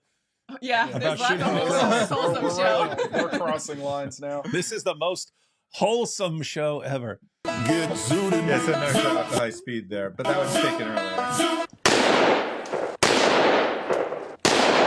44 Mag Desert Eagle. Yeah, now Israeli Desert Eagle. Hey, there's Thaddeus. Yep, I got the 30-06. Lucian made that Israeli Desert Eagle gun look small, but for anybody who's ever seen Oh, an man, Israeli that Desert gun. Eagle gun in person, you've got like, you know, a normal gun, like maybe like yay, whatever, like a nice size handgun. This thing is like bam! Like you chuck Those are that thing in hefty. somebody's face, they're probably gonna die Yeah. instantly. Like That thing it's is- not that as thing is extreme in huge. his Talking about- hands, but 6 Yeah. to 7 pounds just for the gun without the ammo. in it. like solid metal. I like you that can it's chuck it. Israeli though. Yes, the Israeli. It's part. borrowed from Malik's Mossad I gotta collection, get a probably. 50 cal Desert Eagle for me to one hand at In my Check opinion, around. that shooting that handgun is the most badass of them all. Yeah. And it hurts to shoot, I mean, too, by the the rifles way. are technically more powerful, but it's so much more difficult to shoot a handgun than a rifle. Yeah. yeah.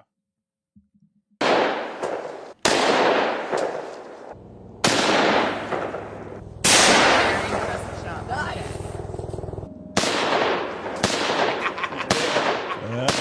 Here we go.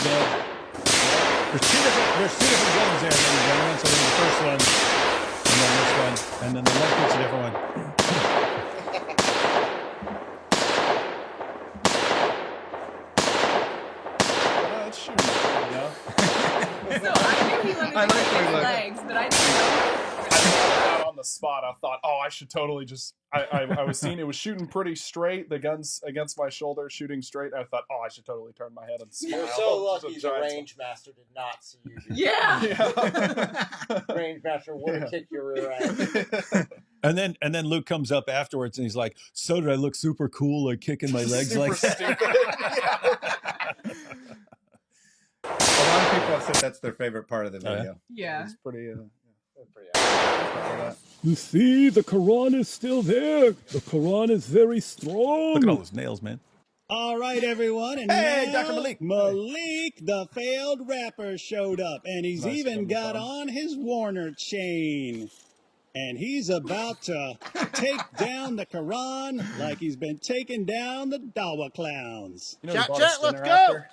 Chut, chut. Malik, he came and he bought us all dinner. It was nice. Oh, yes. Yeah, he was pretty It cool. was super cool.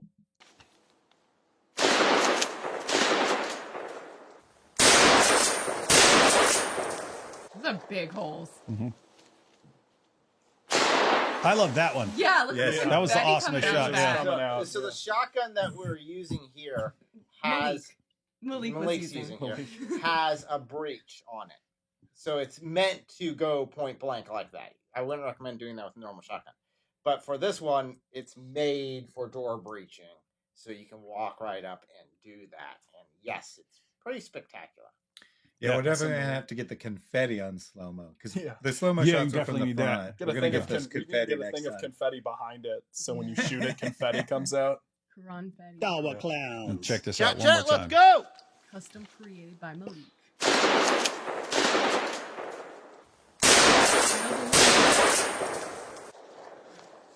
Here we go. Classic. Damn. Yeah, that hill was covered more than Muhammad was covered on the night of Hell's. That thing was covered. And just as a point of reference for people who are watching, I mean, I could walk up and put my thumb straight through. Those holes are That's what the Zoot said. quite wide. Yeah. No, I but can't even feel the edge. if you guys have ever wondered what Muhammad's garments looked like when Aisha was scrubbing them before he went to prayer because of how covered they were, you should go look at the hill when we're done with it. Actually, we're gonna get an early version of it here, I think. Now that's gangsta. Most gangsta thing Malik has ever See through done. that thing. That is for Who did sure. this shit? Quran is very powerful. This is the strongest book ever. Look, That big chunk The there that Quran was is taken all off over by the that world. last shot. the Quran is execution taking shot. over the world. Muhammad's whiteness surpassed the whiteness of the hill when we were done with it. We got 6 again. I put so Hans many spoke nails so in that well, thing, it will not fall off, and it may never fall off.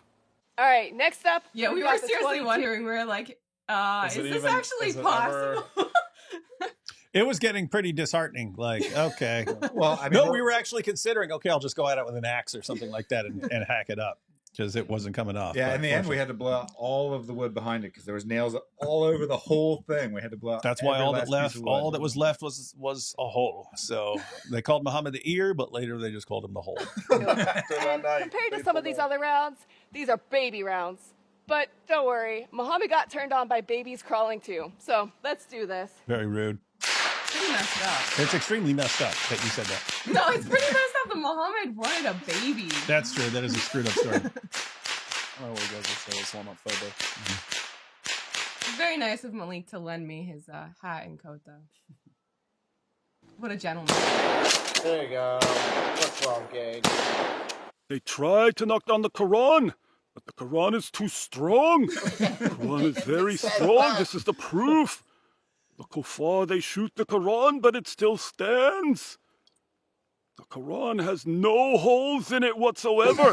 This Quran has been perfectly preserved. I have to admit that one is better preserved than the Quran itself. The 1923 Listen, a couple Cairo hundred verses Quran. there. That one is better preserved. Yeah, I mean, at least that edition has what, is substantially less in it now than it did when it started. But,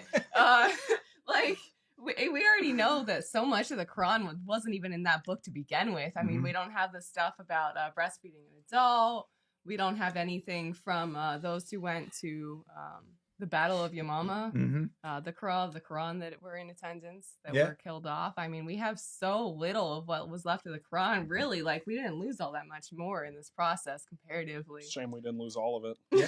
An entire long surah was forgotten except for one verse about Adam and hills of gold.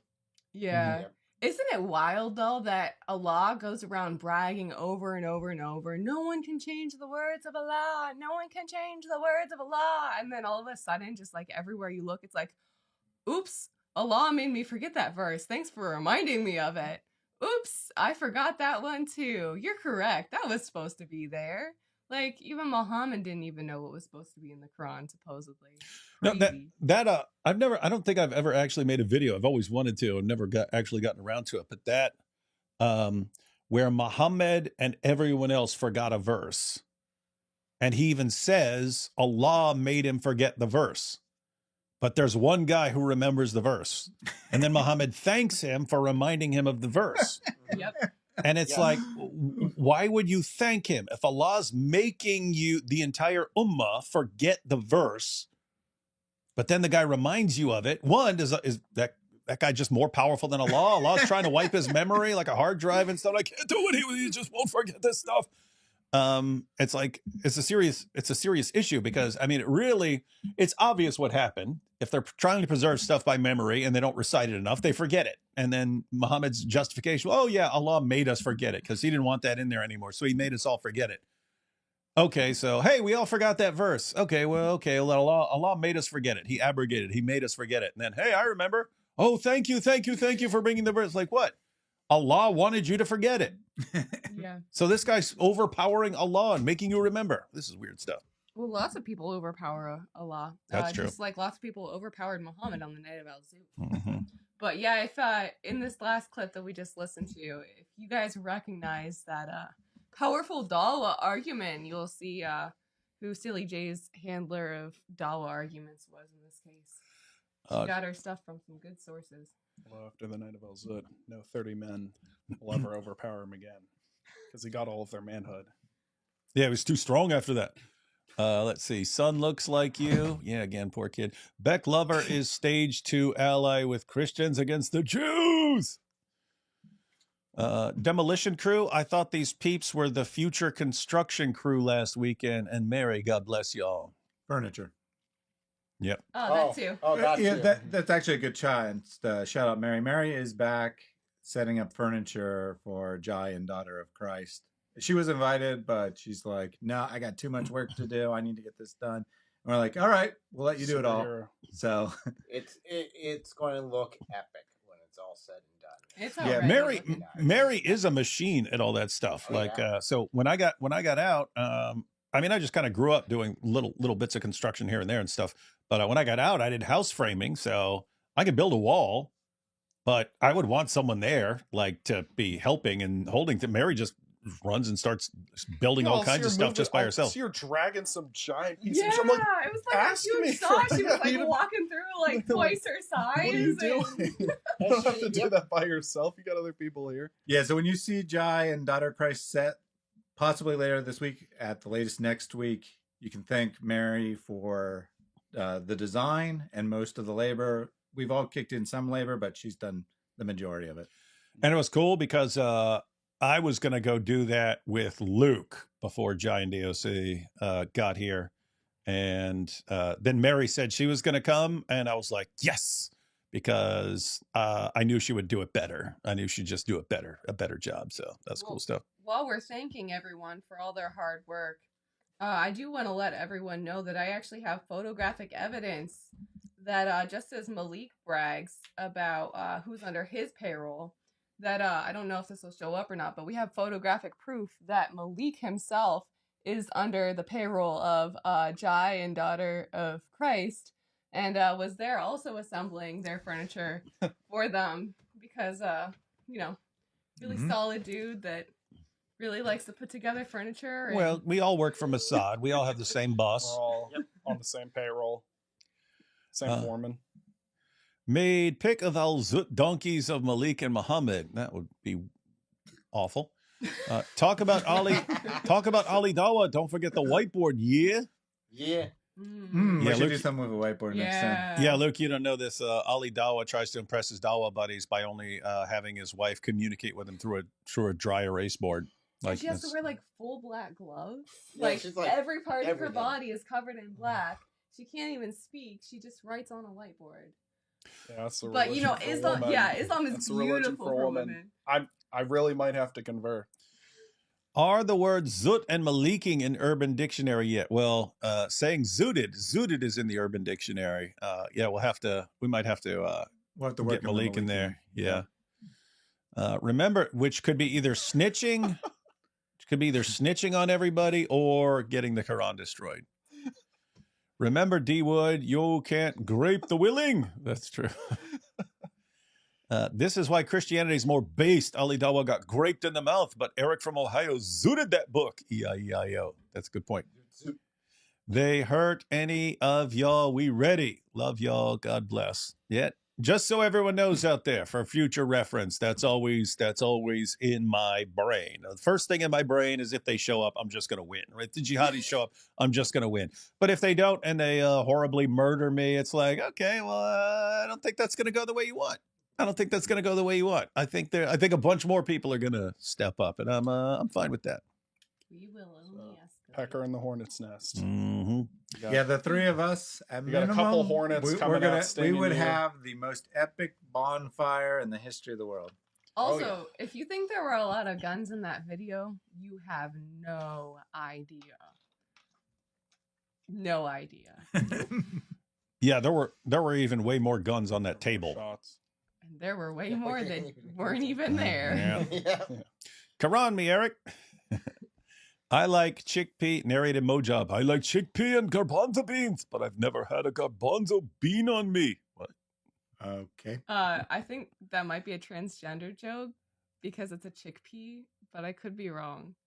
Maybe. Maybe. I don't know. I don't think I want to. Or a golden shower joke. What do you find in the forest? The woods. That's where we were. That's true. Hey, y'all, who is your favorite apostle? Why? I like Paul. Thaddeus, because I'm named after him. John. That's a pretty narcissistic thing to say. Momo retelling the night of Al Zut, and I put their penises on the chain wax. What? Oh, that's another Key and Peele sketch. Mr. Wood Jr., why do you like Russian folk music, lol? How do they know that? Yeah, how do you know that? I mean, it's true. Yeah. It's I don't know. It's just got a different sound. You know, the deep singing, a lot of backup vocals, the orchestra style. There's not that? like an equivalent sound in What was in the that? West. What was that song that we know? You played it the other day. We know, but it's actually a Russian song. Oh, Dorogo Idlinayu. in English we know it as those. The tune we know it as is "Those Were the Days." Oh yeah, Mary those Hopkins. were the days, my friend. But, I thought they'd never end. He's like, it's yeah, actually like a Russian the song, long- so he plays a it's- Russian. Yeah, the Russian is it's a whole different song, something about love, and it's like the long, hard road or something. Yeah, it's kind of cool because country music became all lame eventually. Real country music was about whiskey drinking and butt kicking. But 16 times. yeah, Russian music's all about being miserable and drinking vodka and waiting to die in the next big A lot of them are cold and war or whatever. World War songs. Soul. Lots of kids at Quality Leering Center Mo attended. 1st February, 12 noon, Tower Bridge, London, UK. Free from Hijab Day. Please share and come along. Organized by women who love freedom. Love y'all. This is an awesome 4-day stretch. It's anniversary of Salwan Momika's death on the 29th. Then on the 30th, it's International Zut Remembrance Day. Then Debate Con, where I'm supposedly going to get Charlie Kirk. And then the day after that, February 1st, 12 noon, Tower Bridge, London. Free from Hijab Day. Based 4 days. It's going to be an awesome 4 days. 6-year-old is spirit-filled. Oh, yeah, that kid. Can I burn a Quran too? Yeah. Careful. He kept picking it back up because he didn't get it quite on there the way he wanted. So he'd pick it up, and I'd have to blow the fire so it would reignite, and then he'd go put it back on, and he didn't quite like it. So I'd be like, okay, get back. I'll get it for you because it's covered in fire. Yeah. Careful with the nails and ricochets. Well, those are risks we're willing to take. Not an issue in this case. Mr. Wood is a secret Star Trek nerd. He can't hide it. Wrong. I just do my research. Mr. Wood Jr. has the big guns. Bravissimo. And he shot a 1.8-inch target in one take, too. What are you laughing at? You don't even know what that's about. No, that's Was that awfully supposed large. to be his, Yeah. Do you know why it said that? I mean, I gathered what that means from what he said. Yeah, That's why I so laughed, no, but I didn't know that prior. It's actually from a debate. It was Andrew Wilson versus Muslim Lantern, and they agreed to debate Muhammad's relationship with Aisha.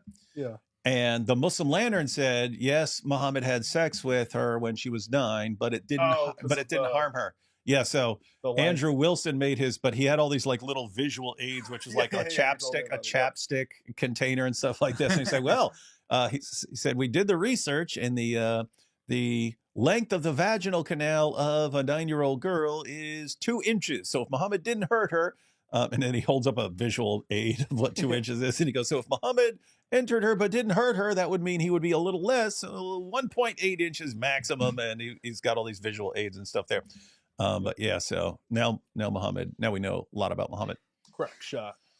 I'm Christian, but went through agnostic phase a few years ago. Blessed I could be honest about my beliefs without fear of what Ali Dawah talks about. Wonder how many fake Muslims there are because of this. Oh yeah, it's the statistic that came from Muslims a few years back was that it's estimated that 8%, and again, this was several years ago, it was estimated that 8% of people who are officially Muslims in Muslim countries are actually closet atheists they can't say it. So you're talking millions and millions of people are actually ex-Muslims and no one knows about it. And they're still going to the mosque and they're still officially Muslims.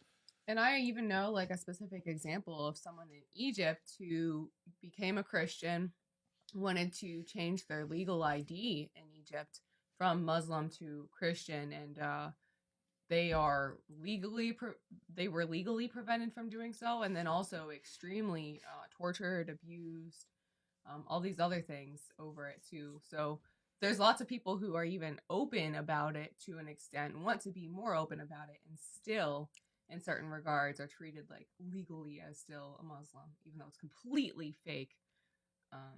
Yeah, it's insane. D Wood, do you ever say, Luke, I am your father? Nope. Because it's not the line. Yep. And because we're not a bunch of Star Wars nerds. Nice camera work, Thad. This is what happens when certain people get Thad fired. He starts spending money to destroy the Quran. Yes. It's true. I It's still true. think that whole thing is crazy. You're doing too much harm against Islam. Let me help. Yeah, I mean, we only scheduled this a couple days out, like a couple days before we came down here. We're like talking, when can we do this? Okay, let's look for a good weather patch. Had I still had a job, right, there's no way I could have said, okay, in 2 days I need to be off work. So thank you for getting me fired. So guys, remember that without these guys getting Thaddeus fired, there would be no Quran Demolition Ranch. So everyone can thank the Columbus Dispatch. If someone asks me in the future what is the difference between USA and Germany, I will show him the Quran Demolition Ranch videos. Based. Great TV. Yes, that's what we do. Kicking his feet and smiling at the camera. Oh, he's David's son, all right. Thanks to D Wood, I yell at bad drivers in his Ali Dawa voice, but they yell back at me with his Mojab voice. It's become an issue. I thought Elle was a sweet, gentle, girly girl. Yeah, got the wrong Elle there. That was epic, not gonna lie. Note to self, don't mess with Elle. You see this, the proof that Allah's word can last longer on the board than Muhammad on the night of Al-Zut, Al-Ham, and Zut to Allah. Al-Ham and Zut to Allah. That's funny. The whole Quran has less errors in it now. That's true. Every time you shoot the Quran, you're making it more accurate. Abrogation by fire comes after recon by fire. Shaitan touches every child in Islam, so he's omniscient and omnipresent. Allah needs to come to the lowest heaven to ask who prays to him. Hey, that is interesting. That's really good. That is a good connection. Yeah. There's a lot of good That's a video right there. Good. Just so you know, Goku Do 87. I steal stuff and I do not credit people, but you can always save this clip to prove that I don't mind being exposed later on. Hey, when people are like, "Wow, David, you're so brilliant. That's such a good point. How did you ever put that together?" And I'm like, "Yeah, I know. That's how I am, man. It's just it just comes to me and stuff." And you can be like, "Oh, I exposed him." I'm like, "You got me." So anyway, yeah, because dozens of children are born every second. So yeah, so he's got to be everywhere. No, that's. I mean, it's weird that you can use a hadith all these years. So we always point out, because we use that hadith to point out how Jesus is completely different from everyone else in Islam. We're not paying attention to, wait a minute, people are being born every second of every day all over the planet, and Satan's touching them all, and not the way Muhammad will want to touch them, but. And then Allah, even to hear people's prayers, he has to get close. So Satan is omnipresent and Allah's not. And even got it then, backwards. Yeah, Satan's entering creation. That's something that Allah is not capable of doing, Yeah, supposedly, which is the interesting, Al-Zut were capable of entering something. over and over all night long. But yeah, but meanwhile, while the Al-Zut were entering Muhammad all night long, Allah can only enter the lowest heaven in the last third of the night. So if you're praying the rest of the day, sorry, I guess. He has to, and then even once he gets there, he has to ask, who's been praying for me? Has anyone been praying? Another thing, and this is a real debate, a vigorous debate between Muslims, whether Allah can see you when you're in the bathroom. For example. Oh yeah, they flip out over that. Yeah, they're like, ready to fight over that. Of course he can. He knows everything. And others are like, no, it's unacceptable for Allah to see you in the bathroom. Then he would be looking at you go pee pee. He would be looking at you pee pee. So at least according to some Muslims, you go into a bathroom and Allah can't see you anymore. You can do whatever you want in there, and there'll be no consequences. Well, meanwhile, Junior is like, your God has a butthole? I think about this every day. How could this be? Let me show you on the monkey. Seriously, who thinks about that every day? Someone weird. Thanks, David and the crew, for standing firm. Also, a big thank you to everyone who helped with Giant DOC to start their new chapter in the U.S. Love from Australia. Praying for all of you. Christ is King. Yes, it is super cool that everyone helped out. Just in case everyone wasn't paying attention, Giant DOC moving to the U.S. They're going to be here in a couple of days. And they're leaving everything there except their clothes and their laptop and coming to the U.S. just to do apologetics and polemics and so on. And so A bunch of people chipped in to help them get started because going to need a bunch of stuff. So cool times. Cool times. God is good. D-Wood 2.0. Have you ever listened to Simon Korolsky-based Russian Christian choir music? No. Ha! And you call yourself a fan of stupid Russian music? We drink all the vodka, it's all we ever do. We just get drunk so we can forget how much our country sucks. I don't approve of any of this by any means whatsoever. Uh-oh. That's good. I'm sorry, man. Woodstock is so back. I made an account on the Talk app, newspaper comic style against Islam, Ibn_Kafir. Two more real. Let's see. By the way, David, you should be careful with ingesting too much of the Quran. Have you seen what it does to Muslims? And they only read that stuff. Just joking. We all know Muslims can't read their scripture. Don't read their scripture. Well, can, but don't bother to, at least. Yeah, isn't that crazy too? Because like these are people's eternities at stake. These are eternities that people claim are at stake. Like the Muslims still think it is their eternity at stake here, and yet over and over and over, we come across Muslims that are like, yeah, I don't even read the Quran. I don't know. You know, I just do what I have to do and move on. No, and that's encouraged within Islam is don't ask questions. Yeah. You know, don't dig deeper because it'll cause you to have doubts. It's like, Yeah, I learned that because, I mean, I mainly started going through some of the Muslim sources, interacting with Nabil. So I thought Muslims were like Nabil, like they knew their stuff and were able to argue for it and so on. And, you know, just because you see Muslims going to the mosque and you see them dressing a certain way and they're fasting during Ramadan, you think, oh, they're very knowledgeable about their religion. When I started debating, and it would be after the debate, and Muslims would come up to me and start arguing about some point, and I go, what do you do with this verse? What do you do with that verse? What do you do with it? And they would have no clue what I was talking about. It's like, you guys have absolutely no clue. It's in your sources. None. And so interesting stuff. We have here Eric, our brother in Christ. How did you learn to shoot? What are you talking about? It's called being a hillbilly. Well, You're born and they put a gun in your hand. Actually, it was my grandmother who taught me how to shoot. And then I sent her this video and she loves it. Oh, really? Yeah, she said you guys are too good. Nice. All right, back to this video here. I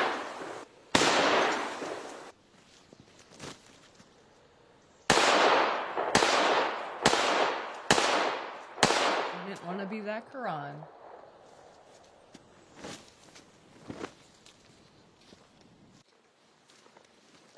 Oh, is this the one? Yep, it's the one. Oh!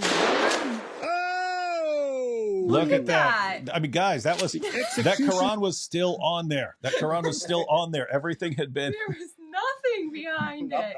Just like Islam, it looks like there's something there, but there's nothing behind it. Something, you don't know what. Nothing. Style did it. And they shot it on the ground. Again. I had an extra bullet. Had to make sure. Hey, double taps the rule. Who did this? Malik did this. Who did this? Malik did this. Who did this? Malik did this. That little Dawa punk. Hey, Malik, what happened to your prophet's book? He has nothing on his platter. And he has no PP. Wasn't much of a difference. All that remains of the Quran in the whole world.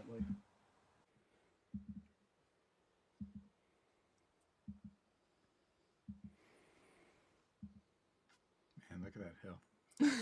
It's one messed up hill. Man, wind's going to be blowing Quran bits around for a long time. Now, why are there Quran bits all over my yard, man? For a quick Quran lesson.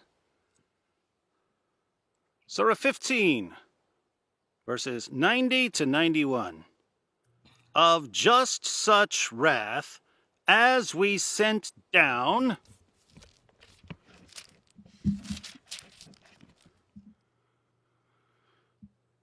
on those who divided Scripture into arbitrary parts so also on such as have made the Quran into shreds as they please. Which was originally a law, to be fair. We did as we pleased. Very much so. Indeed. You want to pause for a second? It's a good point, right? Everyone here, everyone in this room can do this at will.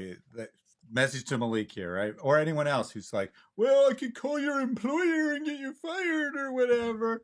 All of us have nothing to fear as far as that goes, right? You cannot go to the newspaper or go to our employer or go to our family and expose us or tell our friends, right? Everyone here is known for doing this stuff. Lucian is a new addition to the team. New addition to the team.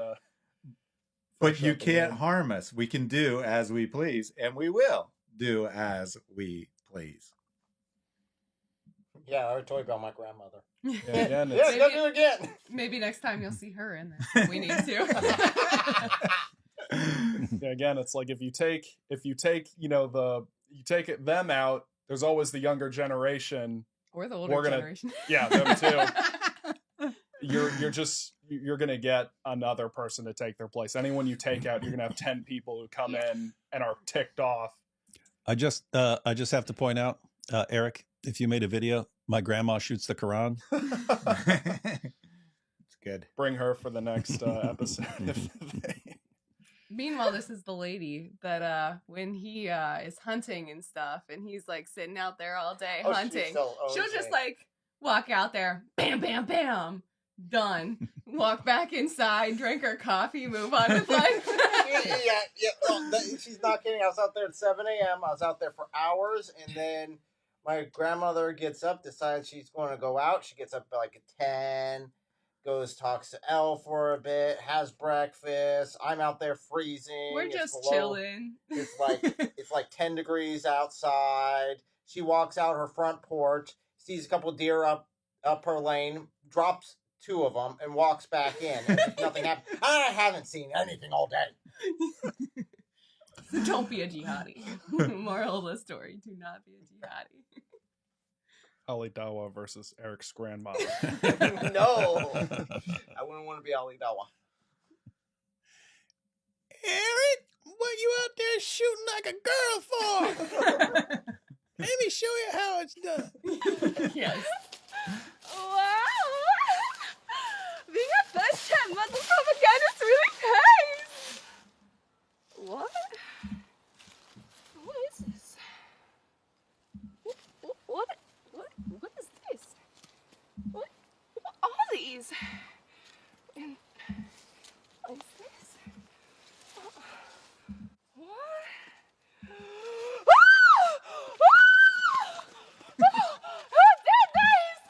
So that was real money there. What? And we took a couple shots. So we had to go around finding all the money, picking it up, trying again, throw it. Okay, we got to find all the money again. ChatGPT, someone's doing the Quran. What do I do? Hi, Silly J. You should take it to the doctor. Okay.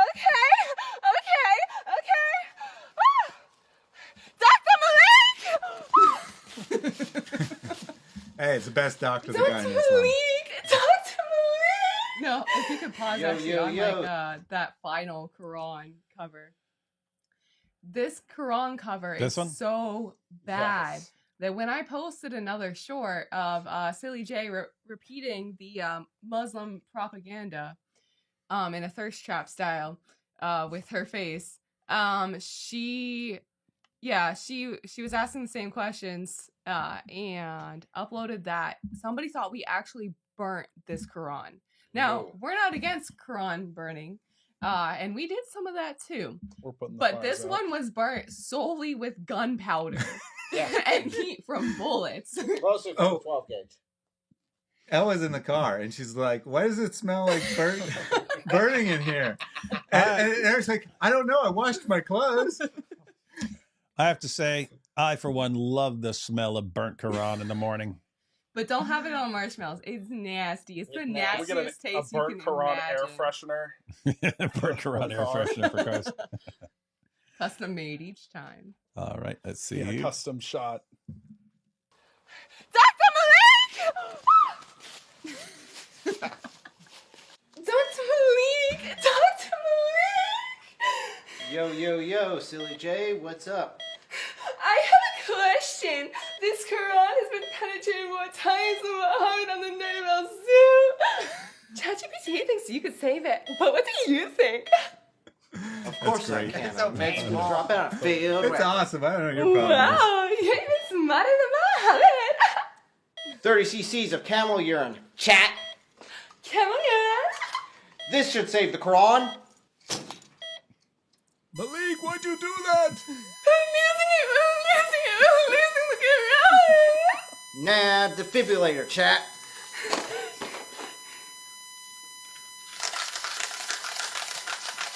Clear, yo.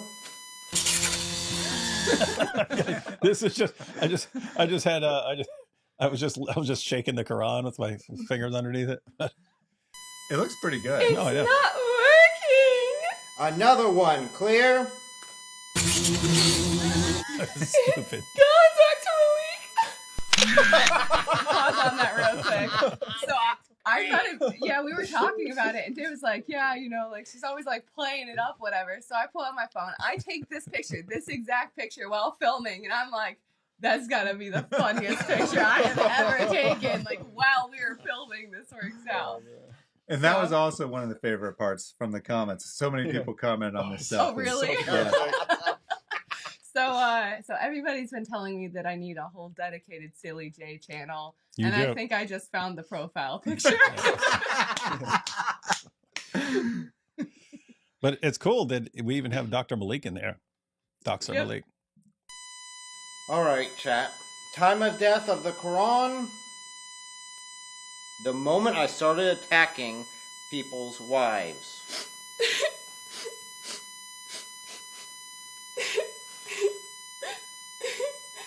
Well, even though we lost the Quran forever, at least we still have that beautiful painting of Muhammad.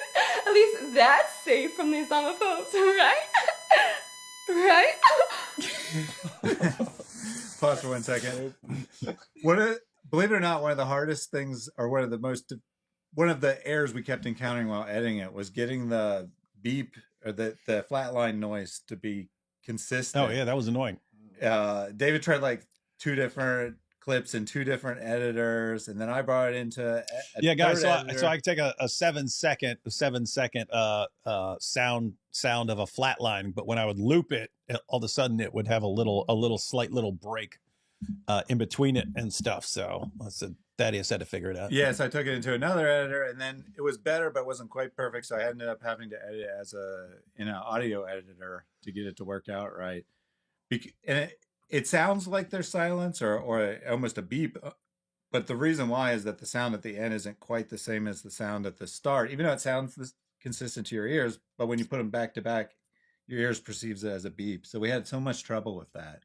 It was crazy. It was annoying because we were in a rush to get that done before we had a live stream. Yeah, they like messaged me right before the live stream. They're like, "Hey, can you get that ChatGPT clip?" And I'm like, y'all are live in like 15 minutes. What you mean?" Yeah, we forgot that part. We didn't realize that until we played it through to make sure everything was okay. We're like, crap, we forgot to put the ChatGPT in. And then I have to like download a screen recorder that has like 10,000 billion ads, and I'm like, "What, eh?"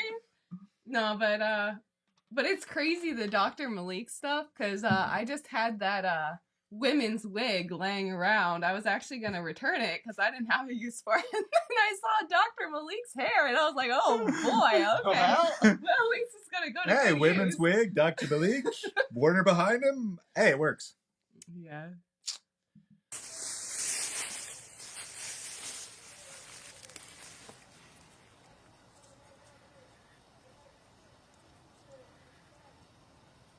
Several people asked, Who in the world is taller than David? Yeah, Yeah. I was gonna come. No, it's funny. He No. also has lower ground. I'm on higher ground. Yeah, I was pointing out there's a little incline. But I said it's actually cool. People think you're a giant monster. He is big. He is bigger than I am, but he's like an inch. He's like an inch taller and stuff. Here he looks like 3 or 4 inches taller. So that's actually cool. It's funny though because they've got like such a similar build that in the costumes I was like, I have no idea which one's which. Like one of them is David and one of them's Mini Segura, and who knows.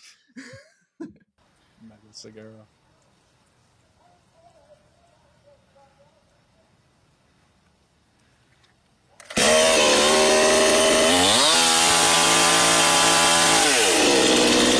You guys, it's not how you're supposed to start a chainsaw, but it is if you want to be cool. And that's how Leatherface always started his. He didn't put it on the ground like you're supposed to.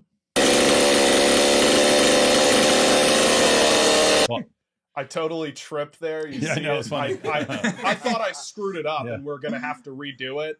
And I didn't realize I was out of frame. So I turn around. I'm like, are we redoing this? And then I see him with the chance. I'm like, Yeah. oh, Nope, crap. too late. Are we Too late. ruining? Am I ruining it by Yeah, talking? so guys, he tripped. You can see it a little bit right Yeah, now, like- but yeah, he stumbled a little bit, but it's while he's going off camera. So check this out. Yes. It didn't look.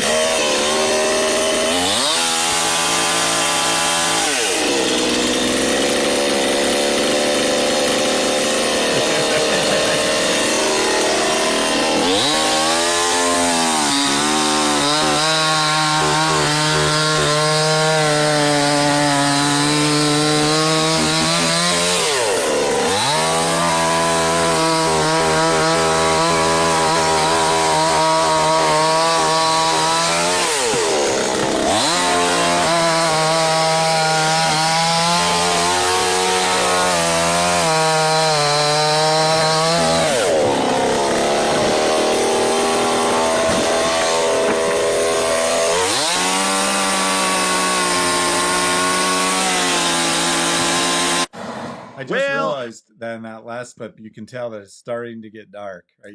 You can see that we're getting close to the end of the day. This one, it doesn't show it so much, but we were like getting nervous. Do we have enough time to finish this before the sun is completely down? It took literally all day to get these shots done. Oh yeah, this video here took a long time to get the shots, and then even quite a bit longer doing all the editing and putting all of it together. I mean, there's a lot of time put into this one. I mean, even then, this is like, is this day one or is this? This is day 2. Yeah, It was the end of day 2 that we We had 2 days on this project. Both days, just like watching this one, like, And again, those 2 days aren't the editing days. Yeah. Those came after. This was just for the recording, getting everything together. So 2 days there, and then again, we got a lot more clips coming. And here's my final thoughts. Well, I think our Muslim friends have learned 3 valuable lessons today.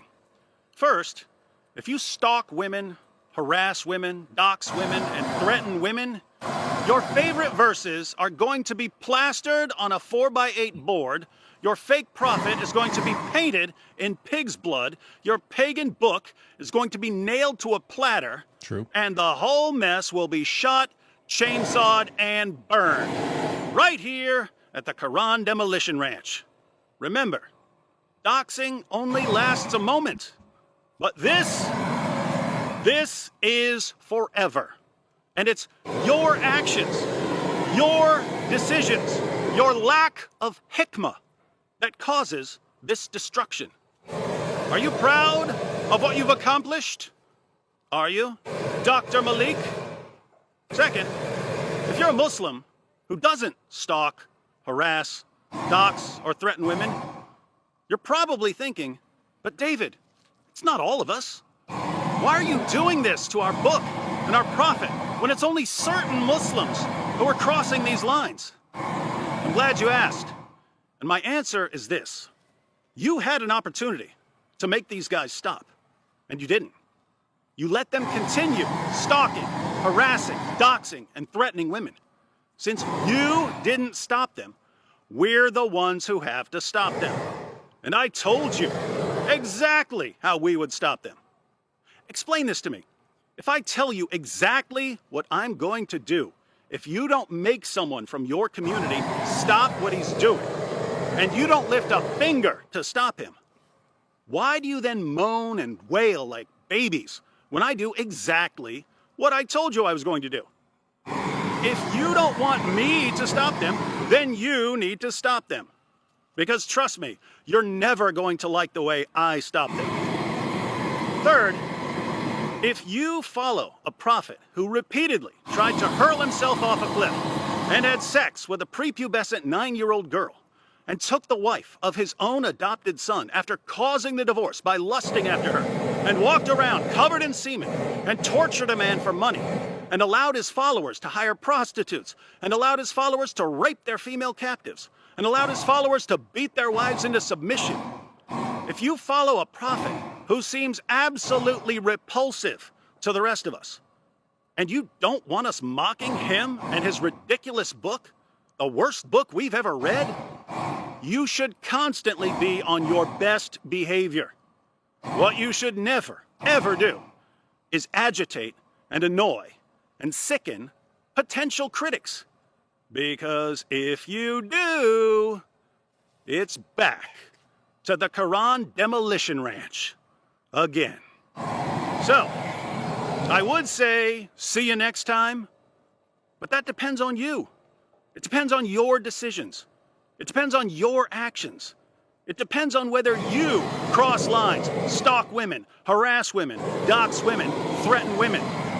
It all depends on whether you can keep your behavior within an acceptable range. See you next time. Pause real quick. So after that was done filming, I forget who, but someone asked, did you realize that you said That see was you Elle. again next time? That was Elle. She goes, you said see you again next time, but you said you would say see you again next time, but it depends on them. But then you said see you again next time. I was like, yeah, because I know they're Yeah, not going Dave's to like, yeah, that was intentional. And yeah, so in case it wasn't obvious from the distance shot, there was a giant Quran in front of the board that is also burning there.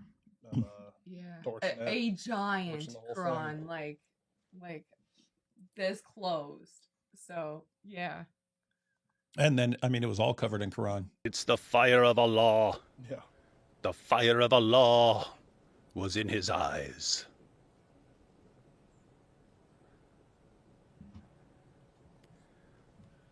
Speaking of flaming, hey Malik, how you doing with your buddy the Warner? Yeah, we were all trying to be quiet in the background whenever David was recording, but that I was just like, I actually laughed out loud. I was like, no, what? Yeah, no one had anticipated that coming. Well, yeah. Just like Muhammad on the night of That was what I was going to try to say, but I didn't want to go that far. Wood the Sun is based. Hey D Wood, I've sent you a song I made named AI Zut. Oh, Al Zut. Send it via the website. Did you get it? So I haven't had time to check on. I'm actually looking at the footage on the website. I haven't had time to check it in the last 5-ish days, but I've been busy making our own. I'll let you know if I didn't get it. If you supplied an email, I'll let you know I didn't get it. But like 95% chance I did. One thing on the fire too, while this is still up on screen, you guys couldn't tell how loud that 3 foot of flames was in the background. It was. We were worried. We were worried that we were loud worried. when I Like I was thinking because the mic's right in front of my face, it's going to pick that up. But yeah, we were concerned that we were not going to be able to hear what I was saying because how loud that thing was. That was a yeah, because lot when of I would flames. shoot it, I couldn't hear what he was saying. So I'm hoping maybe yeah. It did come out well, but I was kind of concerned. I was like, I was worried. We did all this prep, and here we go. I've not tested this flamethrower yet. Okay, we're going to do this. Hopefully, it doesn't blow up and take us all out right now. Yeah, that'd be awesome. We all just die. It would be honestly, it'd be kind of funny, but Yeah, because it was attached to a big tank of propane. Yeah. that's how they have it designed. I know. Well, you I could have was done a like, little "Geez." tank, one of those little. That's not what it says on the instructions. Oh. Yeah, There's and then there's a big tank. And then especially Luke's like, oh, what happens if I use the flamethrower on the big tank? Oh no! Yep, turned it around and. Super secret intel. Just how nerdy is David Wood on a scale of 0 to Mike Winger? About -1 million. So it's one of those like gaming charts where, you know, if you accidentally go too peaceful, you go like level 101 peaceful, Yeah, it loops reverts around. to the. So that's exactly what happens in this The case. integer limit. And Integer limit. I know how dangerous God. the cigar cartel is, so I'm not sure what I'm allowed to say on camera because of what might happen off camera. But looking around, I can get some clues to your answer. So Yeah, this isn't the only person that said this. Other people said that the hole looks almost like the drawing of Muhammad. The hole does? Huh? Interesting. Left on the board looks like me, a cartoon piggy. No. The hole left on the board looks like me, a cartoon piggy. I think it means looks. I think she means looks to me. white. It looks to me like a cartoon piggy. Yeah, someone else said it looks almost like a pig Muhammad as well. So they're not the only one that saw it that way. I thought it looked like a jinn, like evil demonic, like smoke yeah. rising up off Yeah, his yeah. platter. I just look like it. Yeah, I just think it looked like a big hole. But that's just me. Yeah, so you guys wondered about the whole after Al Zoot then. Yeah, it's like an ink blot. You see what you want to see with the hole. Paradise. Day 2 of asking to play the song El Zut Paradise. I do not have that ready.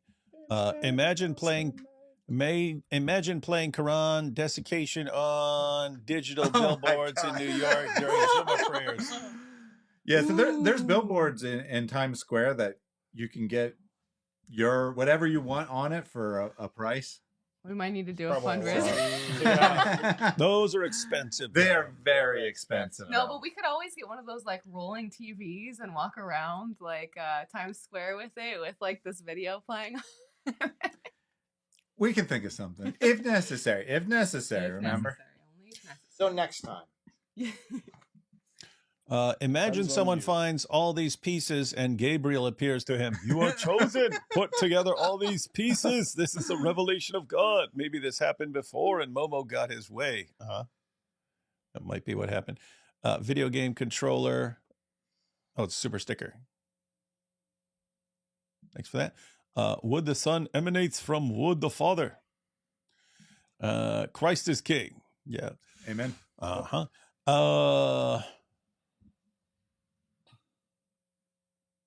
Concluding thoughts on everything? I wasn't prepared, but you know, it was a very fun. It was a lot of work, a lot of prep. Like, you know, we got together and we're like, what Malik is elevating, right? He's making threats against people's lives now. What do we do about this? And it was like, it's time to escalate. How quickly can we set up the demolition range? Because we talked about doing this in the past, and actually we did record some footage a few years ago. But in that case, the thing that we were responding to ended up not being a big deal. And we exercised judgment to not release the footage because the people backed down on their own. And we decided not to go through with it after we'd already recorded it all, you know, spent all the money to record it.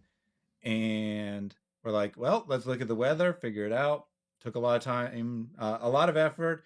We Elle designed some clothing that didn't arrive in time. Not everything worked out perfectly, but I am extremely happy with the result. That video turned out better than I could have possibly imagined.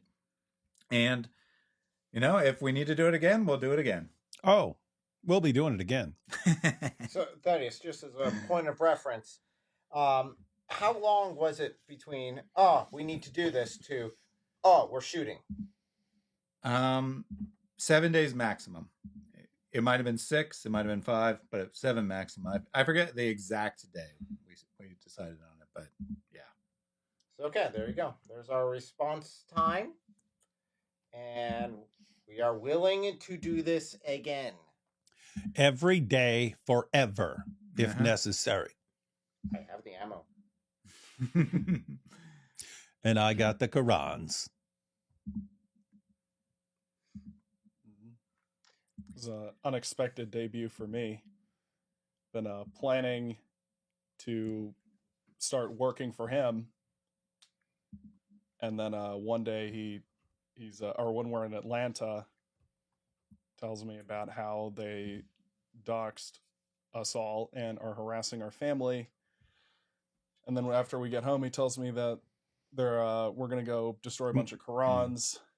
I was like, yeah, that sounds cool. Can I come? And he goes, yeah, it's your life.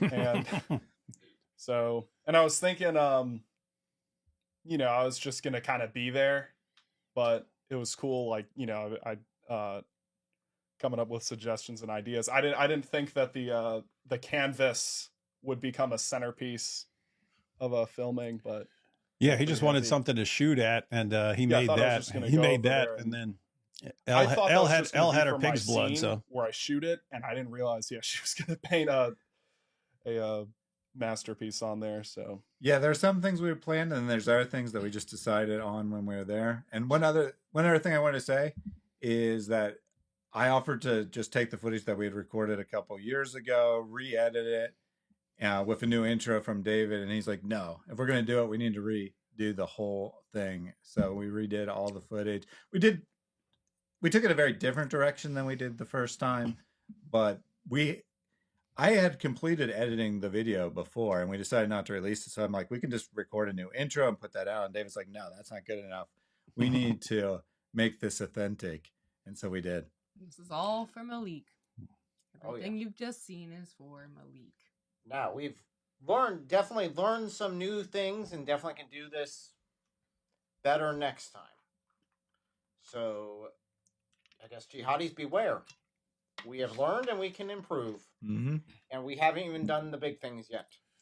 You can stop now. Yeah, stop now. Or pay later. Yeah, so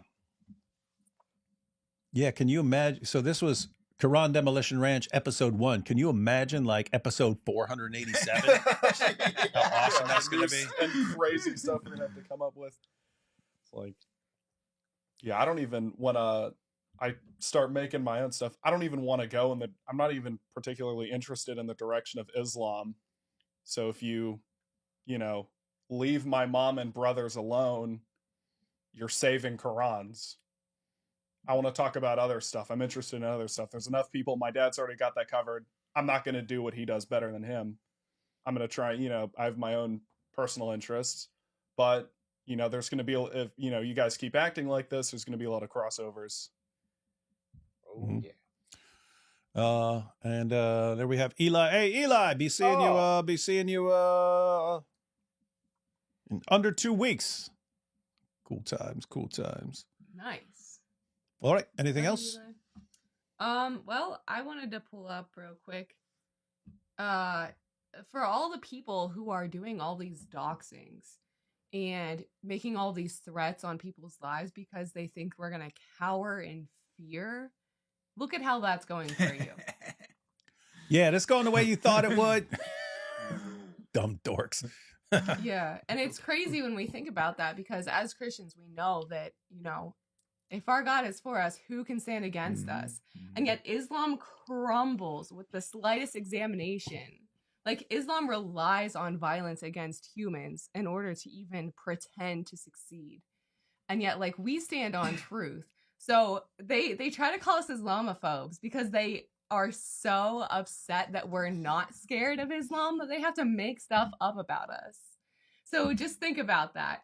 It's not working the way you want it to. It will not work the way you want it to. And there will continue to be problems. I think one thing is funny because I was like looking up like verses and stuff. And Deuteronomy 31:6 came to my attention, where God is saying, "Be strong and courageous. Do not fear, be in dread of for it is the Lord your God who goes with you. He will not leave you or forsake you." But that reminded me additionally of in the Quran when Allah had to say, "Oh, don't worry, Muhammad, I won't leave you or forsake you." Because if you go to the tafsirs about what that was about, it was about Satan not leaving them. Because this woman is like, "Oh, Muhammad, I think your Satan has like abandoned you." And Allah's like, "Nope, right here, dude." So just think about this. All you people who think it's a good idea to try to physically harm people, you're already trying to spiritually harm people. It's not working. We're not scared. We're right here and we're excited. So let's seek and share truth. And if you're trying to do otherwise, good luck. To die for the truth would be the greatest honor in Christianity. What greater honor than to die for the sake of the truth, for Christ, who's the way, the truth, and the life. Yeah, I mean, there's no greater honor you could bestow upon us in the kingdom of heaven by killing us for sharing the truth. I mean, you got all of Christian history that shows that. This is not something we unusual. don't care. We know where we're going. Yep. We will get new bodies. You kill us now, or you make, it doesn't matter. The blood of the martyrs We're not gonna fuel the church. I mean, the entire church history, people have held swords at our necks. They've burned us at the stake. They've done all sorts of horrible tortures against us. We don't care because we know what we believe is true. It's funny. It's Malik. Don't know what you guys were watching, but me and Thaddeus. Thaddeus gets all these clips ready and stuff, and he has to invent this like little fantasy world where we're all terrified, and he's like, and David Wood hasn't left the house since we started. Like we just literally posting videos of from the Quran Demolition Ranch. Is this in my house? Anyway, just total fantasy world. We have. It'd be awesome if they drove by. Jack Ray, and then we have Christian Gadfly. Every time they do this, it backfires. Thaddeus got fired, then became a star. Giant DOC channel got shut down. Then they resurrected bigger and better. This doxing is just showing what Islam is. And yeah, going to learn some hard lessons this year. And Quran fire will continue until morale improves. There we go. All right, everyone. I'll be live again in 30 minutes on Inspiring Philosophy's channel. I think he wants to talk about Sheikh Uthman. It's not been going well for Sheikh. Hasn't been going well for Sheikh Uthman. Hasn't been going well for Malik. Hasn't been going well for any of the Dawa guys. And it's still January, guys. Beginning of a new year. Crazy times. But as far as Malik, we're giving him a helping hand, helping him learn some valuable lessons that his religion didn't teach him apparently, and that his parents apparently didn't teach him. So, for all the lessons that you're learning right now, Malik, all we can say is you're welcome. And will this live redirect to the painting? Oh, yeah. Hey, yeah, guys. So this live is set up to redirect to Elle's painting video. So I had a little clip where I asked what she was doing, but she has a full video. She has a full video now that is premiering right now. Y'all got time to watch it because how long is the video? It's just under 10 minutes, and it hasn't even premiered yet. It's about to premiere in 4 minutes, and it's already ineligible for monetization. So I'm going to need your help because when things are ineligible for monetization, YouTube does not push it. So it's up to us, guys. We need to push this thing. Share with all your friends. You need to know how to make your very own pig blood painting. Yep. Of Mohammed. So you got the full tutorial coming up as soon as I click finish here. And so check that out. It's going to be premiering right now. See you over there.